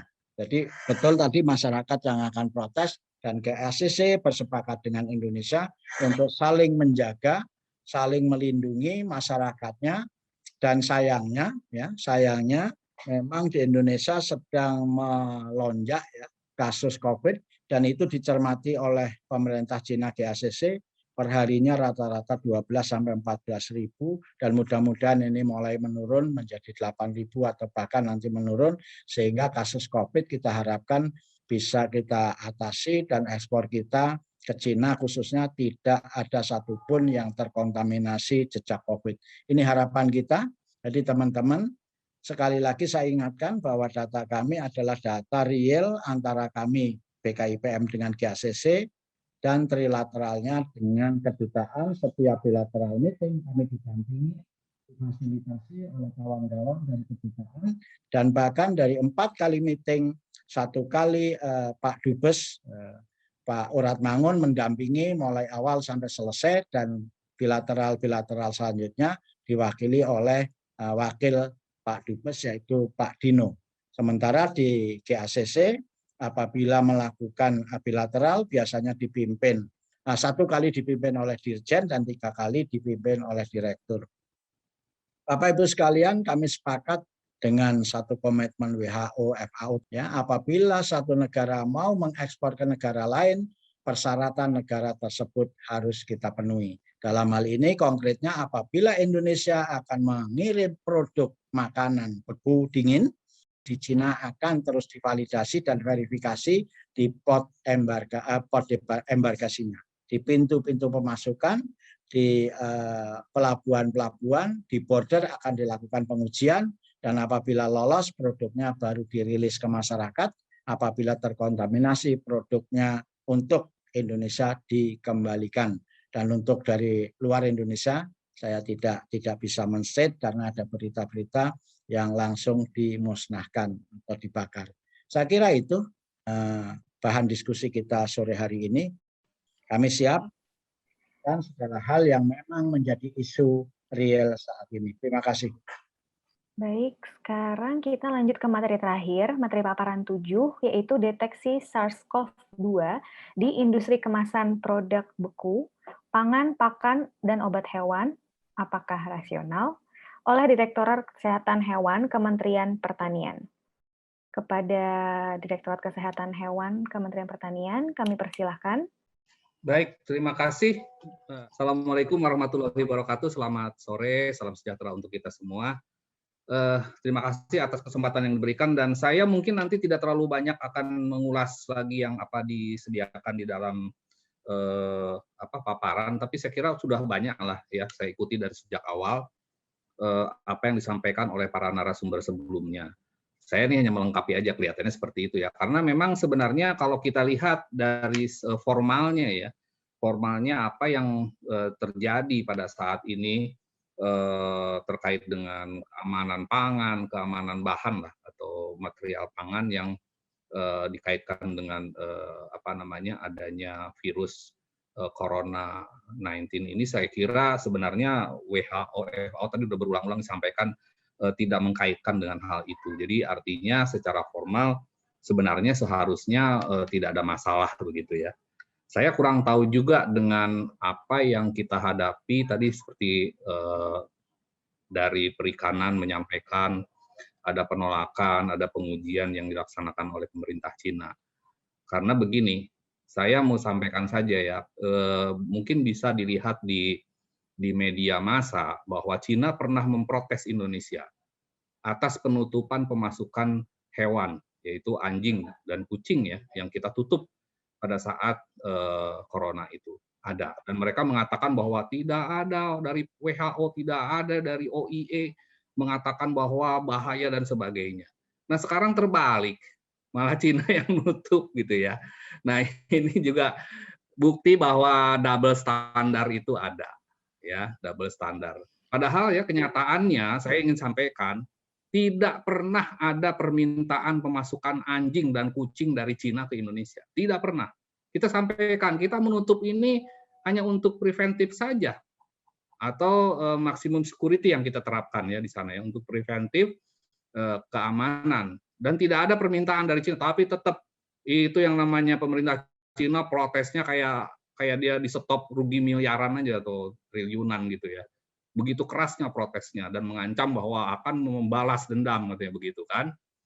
Nah, ternyata sekarang mereka yang melakukan itu gitu kan. Jadi di mana konsistensinya?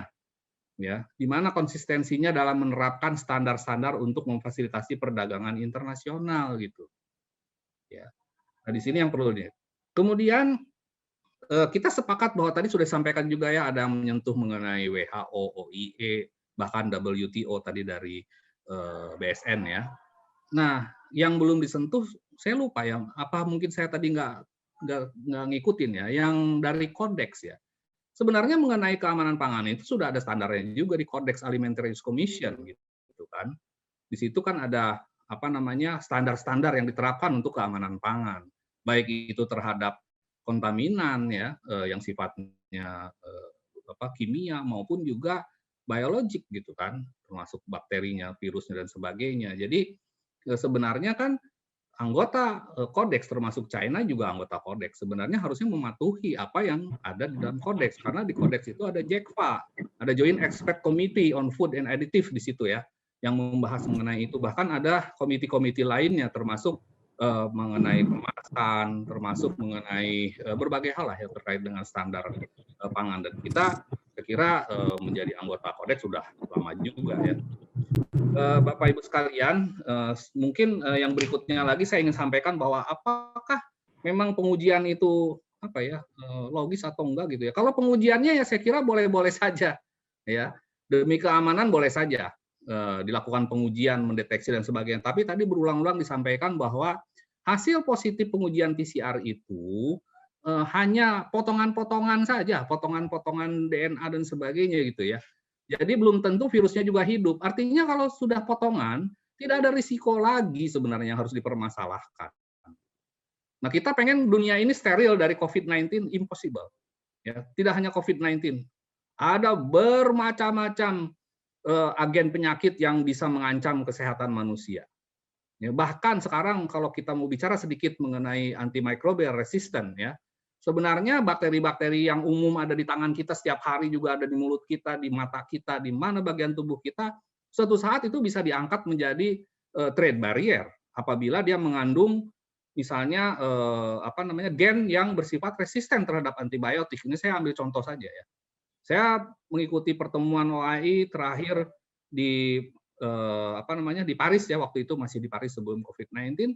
Itu pihak Uni Eropa sudah memperingatkan hati-hati ngomongin antimicrobial resistant, nanti kuman-kuman yang biasa normal yang tidak berbahaya yang ada di bagian pangan yang di perdagangan internasional bisa menjadi masalah apabila mengandung bakteri-bakteri yang walaupun bakteri common bakterial tetapi mengandung gen yang bersifat resisten yang bisa ditularkan ke yang lain. Nah, ini kembali lagi ke COVID-19. Ini pun sebenarnya kalau kita bicara risiko ya, karena kan begini, dalam melakukan fasilitasi perdagangan internasional itu mengacu kepada risk analysis ya. Dalam hal ini bagaimana negara pengimpor melakukan risk analysis terhadap produk-produk yang akan diimpor dari negara asalnya begitu. Nah, disinilah kita harus melihat bahwa masih jauh sebenarnya ya. Kalaupun misalnya ada virus tersebut terbawa di dalam produk atau di dalam hewan, misalnya bersama hewan, ini kan ada proses-proses yang harus dilalui untuk dia bisa sehingga menjadi suatu penyebab penyakit ya. Karena transmisi virus ini harus melalui berbagai tahapan gitu ya. Yang sederhananya aja ada si virus itu misalnya harus bagaimana virus itu lepas atau terlepas ya gitu dari entah itu dari permukaan produk, entah itu dari hewan gitu kan dan sebagainya. Kemudian harus ada suatu transmisi yang bisa menghantarkan si virus ini ke target gitu ya. Nah, di sini misalnya sudah katakanlah ada yang menghantarkan entah melalui vektor, entah itu melalui kontak, melalui udara dan sebagainya ya. Nah, itu belum tentu juga bisa menginfeksi kepada inang yang akan menjadi target, karena dia harus melalui berbagai perjuangan juga, sehingga bisa dari status paparan menjadi infeksi gitu kan. Karena dia harus melalui, kalau di manusia, di hewan, harus melalui berbagai pertahanan tubuh ya, ada imun dan sebagainya, mulai dari harus menembus dulu port di entry-nya di mana gitu kan, dan sebagainya. Harus cocok. Kalau dia port di entry-nya nggak cocok, dia nggak akan bisa juga masuk.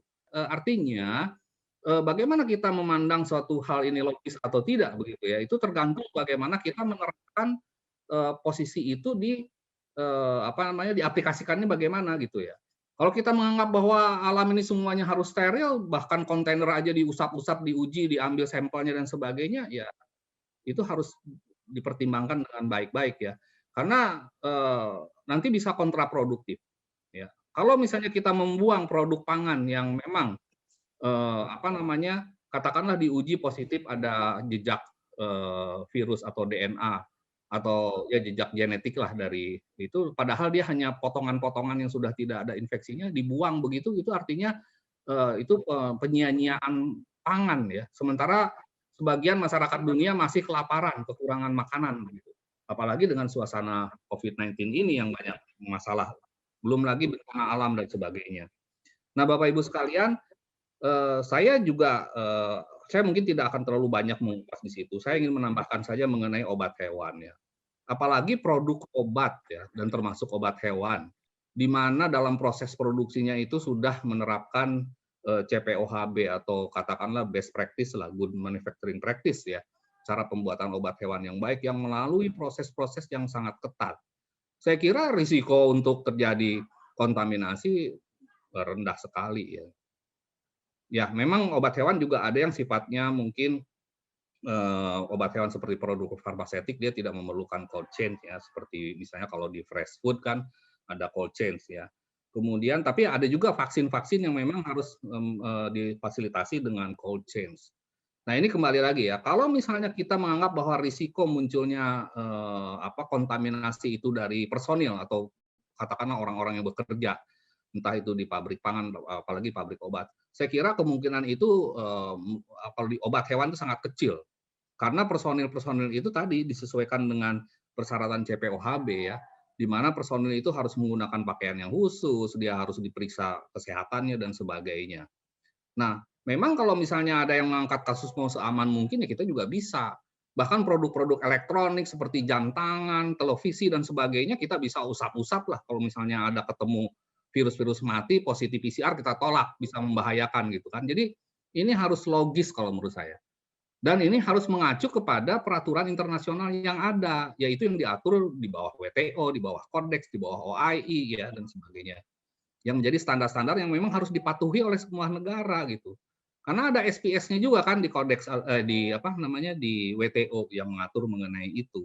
Nah, kalau setiap negara mau menerapkan keamanan sendiri-sendiri dengan mengacu kepada katakanlah ALOPS-nya ya atau acceptable level of penerimaannya lah gitu ya bahasa sederhananya. Ya bisa aja diterapkan maksimum security.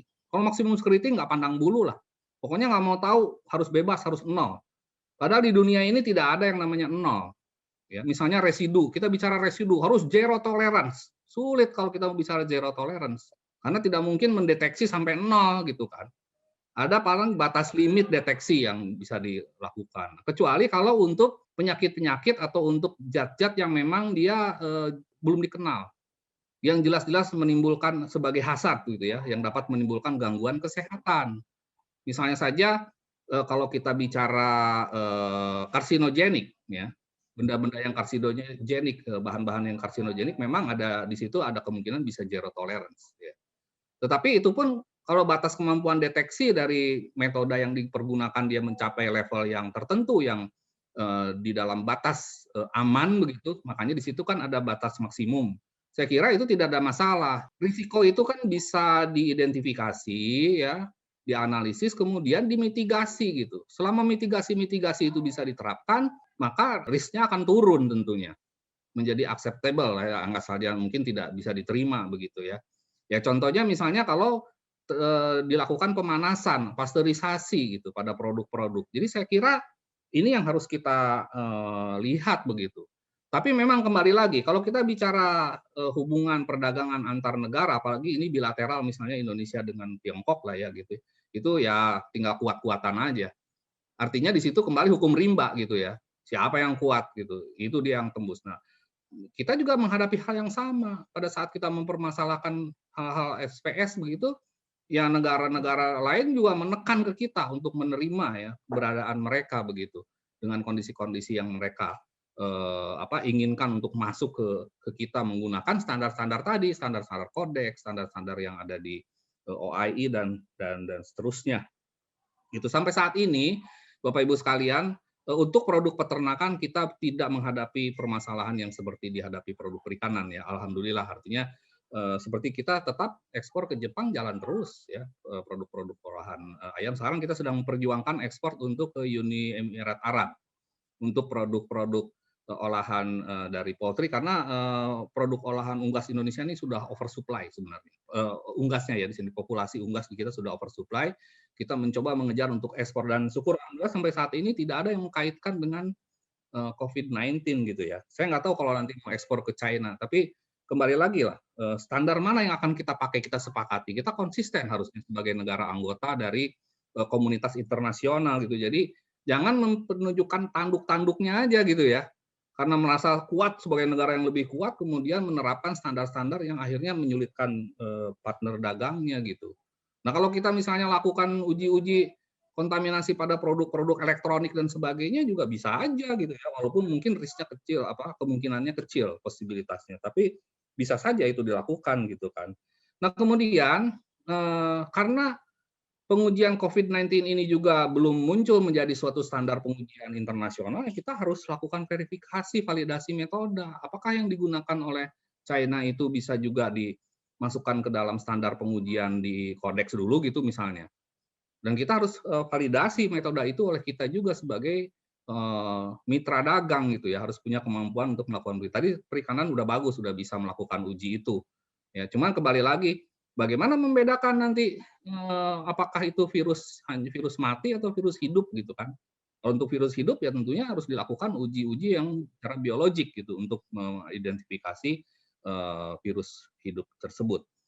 Nah, Bapak Ibu sekalian, kembali lagi saya kalau membicarakan baik itu di produk pangan, baik itu di pakan, di produk ternak, ya bahkan di hewan yang hidup, saya kira sampai saat ini memang secara formal standar untuk digunakan sebagai acuan untuk menolak atau memban ya produk-produk itu termasuk untuk hewan juga belum ada. Ya, sehingga ya memang kalaupun misalnya itu digunakan melalui jalur bilateral ya silakan melalui jalur bilateral, tapi kembali lagi kalau sudah menggunakan jalur bilateral tentunya harus ada kesepakatan, harus ada negosiasi bersama. Karena kalau menggunakan jalur bilateral kita juga harus mengukur kekuatan dari negara yang menjadi mitra kita ya. Biasanya begitu ya, kayak kita pelai lah, lihat dulu lah kalau musuhnya gede banget kita mendingan cari temen gitu kan daripada berdua duel gitu kan. Nah inilah yang Bapak Ibu sekalian yang mungkin secara umum saya ingin ungkapkan di dalam kesempatan ini. Karena kalau secara data dan sebagainya, secara teknis tadi sudah banyak lah disampaikan oleh narasumber-narasumber yang saya kira cukup mapan ya, sudah punya pengalaman banyak. Nah kami di Kementerian Pertanian khususnya Direktorat Jenderal Peternakan Kesehatan Hewan, kami tetap akan mengacu kepada apa yang dikeluarkan oleh OIE, oleh Codex, oleh WTO gitu ya, yang terkait dengan SPS dan sebagainya. Karena kita harus konsisten dengan hal tersebut gitu kan. Apalagi kita dalam suasana yang pandemi COVID ini dengan segala keterbatasannya, ya kita memang harus menjaga juga ekspor, tapi kita juga harus melihat hati-hati stok kebutuhan dalam negeri ya. Makanya tadi baru saja kami juga mengikuti rapat yang dipimpin oleh dari Kementerian Perekonomian mengenai bagaimana nanti dalam hal perizinan ekspor impor dan seterusnya yang mengandalkan kepada neraca kebutuhan dan supply gitu ya, atau supply demand, neracanya bagaimana diatur kemudian bisalah diterbitkan perizinan-perizinan tersebut. Termasuk untuk ekspor. Ke depan saya kira ekspor ini juga tidak hanya untuk mengejar devisa, tetapi juga bagaimana bisa mengatur ekspor yang juga bisa memenuhi kebutuhan dalam negeri, baru nanti dilakukan untuk ekspor. Ada kesetimbangan neraca nanti yang harus kita pikirkan bersama. Nah, di sana di dalam proses-proses neraca itulah di dalamnya nanti baru dimasukkan unsur-unsur yang terkait teknis tadi, misalnya masalah SPS, masalah TBT dan sebagainya. Inilah Bapak Ibu sekalian, saya mungkin mohon maaf tidak terlalu lama nih karena mungkin waktunya juga sudah terlalu sore. Saya tidak bahas satu-satu apa yang di slide. Nanti silakan di-share saja slide-nya. Tapi intinya itu Bapak Ibu sekalian, jadi kalau untuk pengujian dan sebagainya silahkan saja, itu saya kira memang bagus dilakukan. Tapi kalau untuk langsung diimplementasikan dalam hal sampai dilakukan ban atau memperberat persyaratan, saya kira belum logis lah pada saat ini. Kalau menurut saya seperti itu. Nah, kami juga sedang berupaya untuk mengantisipasi terjadinya penularan pada hewan ya. Karena kalau penularannya ke hewan dari manusia itu sudah ada bukti ya di beberapa tempat, bukan di Indonesia tapi di beberapa tempat. Nah, bagaimana kalau nanti misalnya terjadi mutasi perubahan dari hewan ke hewan, kemudian dari hewan ke manusia. Nah, ini kami juga tidak bisa tinggal diam. Namun kami melihat sekarang kemampuan negara untuk mengamankan dulu yang jelas-jelas di depan mata. Artinya yang penularan dari manusia ke manusia, kami harus bijaki itu. Artinya kita tidak juga bisa membuang-buang waktu dan biaya untuk memprioritaskan hal-hal yang tadi yang kami harus urusi sebenarnya ya. Tapi jadi kami juga mencoba mengadjust sampai sejauh mana yang bisa kita lakukan disesuaikan dengan tentunya ke situasi dan kondisi yang ada. Mungkin itu dari saya yang bisa saya sampaikan. Terima kasih atas kesempatan yang diberikan. Mohon maaf apabila mungkin ada hal yang kurang tepat tadi saya sampaikan. Namun itulah saya kira konsep yang bisa saya sampaikan dalam kesempatan ini. Terima kasih. Wassalamualaikum warahmatullahi wabarakatuh. Selamat sore, salam sejahtera. Bagi peserta yang ingin bertanya kepada para narasumber kami persilahkan. Pertanyaan juga bisa ditulis di kolom chat jika berhalangan untuk berbicara. Izin bertanya dengan Iwan dari SKIPM Pontianak. Ini lagi isu-isu hangat nih Mbak ya, terkait dengan adanya penolakan-penolakan produk, khususnya produk kelautan perikanan yang menuju atau tujuan ekspor Cina.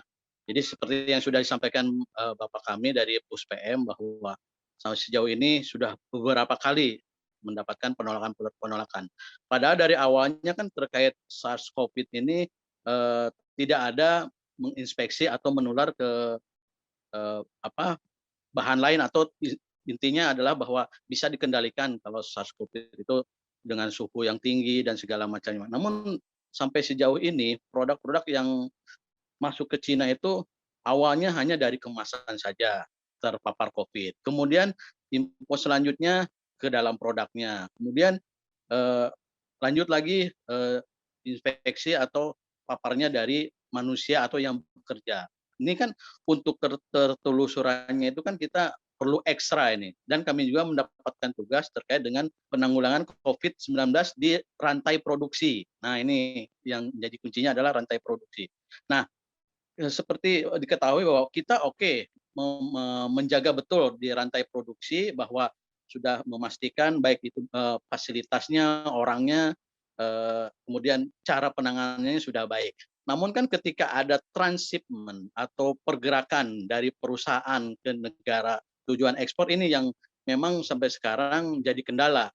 Ya, kita kan tidak tahu nih terpaparnya di mana dan bagaimana. Nah, ini bagaimana nih agar kita sudah betul-betul bekerja sesuai dengan koridor yang ada, yang sudah ditentukan oleh pimpinan kami di atas, namun ternyata terpaparnya itu di lain tempat atau setelah keluar dari yang sudah kami awasi. Nah ini mohon izin kepada semua narasumber, apa sih yang harus kita trace bersama gitu, karena kan kita tidak bisa men-trace sendiri terkait permasalahan sekarang yang sedang booming ini. Terima kasih.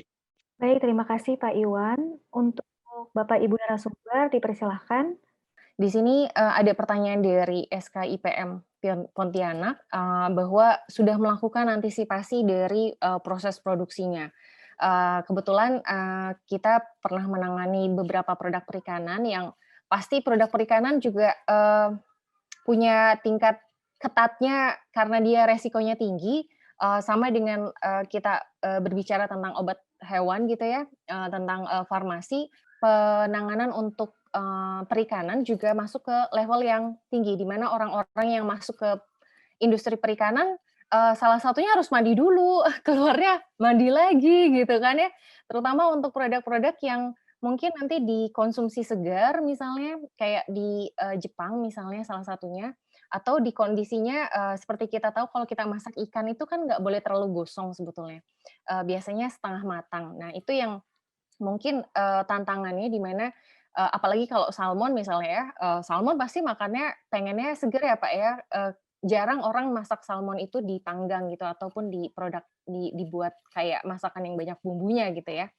Nah, ini tantangan sendiri kalau Indonesia mau bilang bahwa apakah di jalurnya kita harus pengujian, mungkin makanya kenapa China dari negara salah satunya dari China-nya meminta kita untuk memberikan sertifikat bebas COVID-nya mungkin.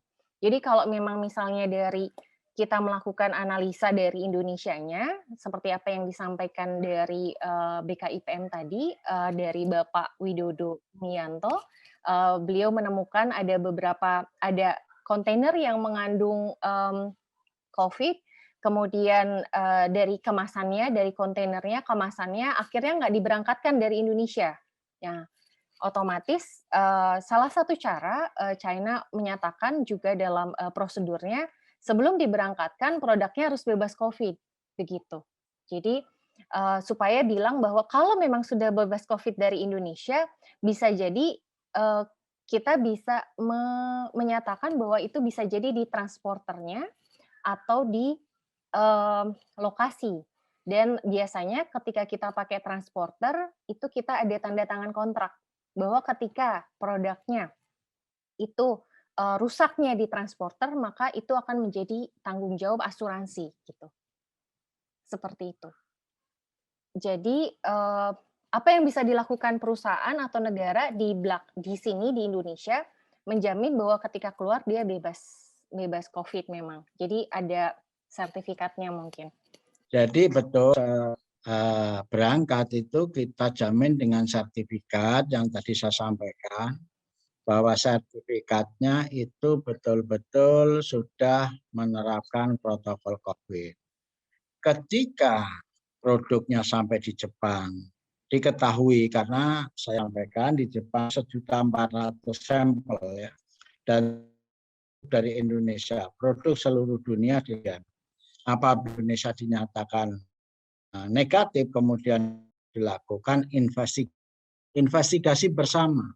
Perusahaan tersebut diinvestigasi, kalau memang nanti perusahaan tersebut dinyatakan bebas COVID, China tentu saja akan tidak memberi sanksi. Tapi kalau memang dalam investigasi ada tidak terpenuhi satu prasyarat dalam pengendalian, perusahaan tersebut diberi sanksi. Jadi kami sampaikan bahwa jaminan risiko itu bukan zero risk ya, sehingga ada potensi-potensi penyimpangan kasus. Saya sepakat dengan teman-teman dari Kementerian Pertanian. Itu yang kita harapkan nanti pada saat momen SPS kita bertempur dan kita mempunyai banyak bala tentara.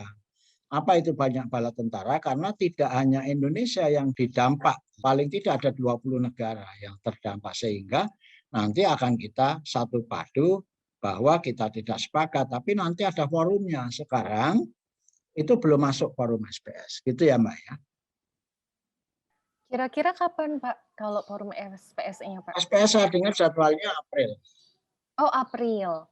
Ya, saya Oke. dengar April. Ya. Jadi dari sekarang sampai ke April tentunya dari Kementerian Pertanian, KKP, Ya, BSN itu sering bersinergi untuk pasti. bisa mengumpulkan Pasti. data untuk dimasukkan ke SPS itu ya Pak ya? Iya, cuma kan kita sekarang kalau masuk SPS kita dihentikan ekspornya. Itu yang pertimbangan Oh. KKP, saya sudah lapor pimpinan, saya tidak mau, KKP tidak mau, gitu loh. Kita karena ekspor kita ya ke Cina itu paling besar 33,4% produk perikanan. Nah, bagaimana yang kita ekspor itu belum sampai 5%. Produk perikanan ada 23 juta ton. Yang kita ekspor baru 1,2 juta ton. Dari 1,2 juta ton, ekspor ke Cina itu 33,4.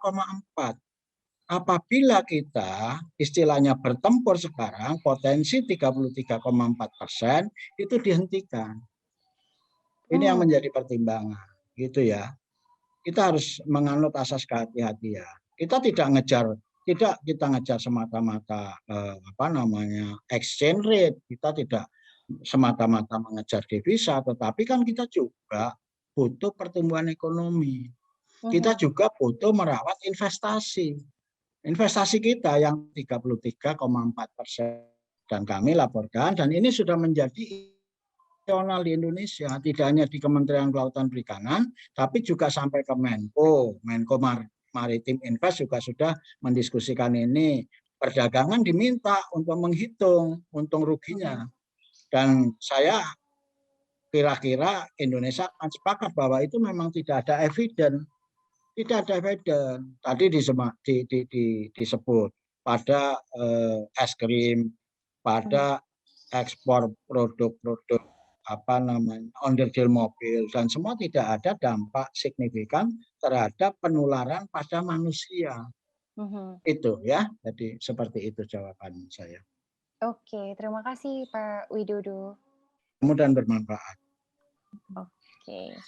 Baik, terima kasih untuk Ibu Lely dan Pak Widodo atas penyampaian jawabannya. Mohon maaf sekali buat para peserta yang telah bertanya. Sepertinya waktu kita hanya tinggal 5 menit lagi. Kita langsung tutup saja acaranya. Tetapi sebelumnya mohon izin untuk foto bersama dahulu. Buat Bapak Ibu narasumber dan para peserta untuk menyalakan kameranya terlebih dahulu. Mohon bersabar karena ada 10 halaman. 1, 2, 3. Baik, terima kasih Bapak Ibu narasumber yang telah menyampaikan materinya dengan sangat baik dan sangat menarik. Dan terima kasih kepada para peserta yang telah mengikuti acara kami dari awal hingga akhir dan menyampaikan pertanyaan-pertanyaan yang sangat menarik kepada para narasumber kami. Baik, terima kasih banyak untuk semuanya. Semoga kita dapat bertemu di lain waktu.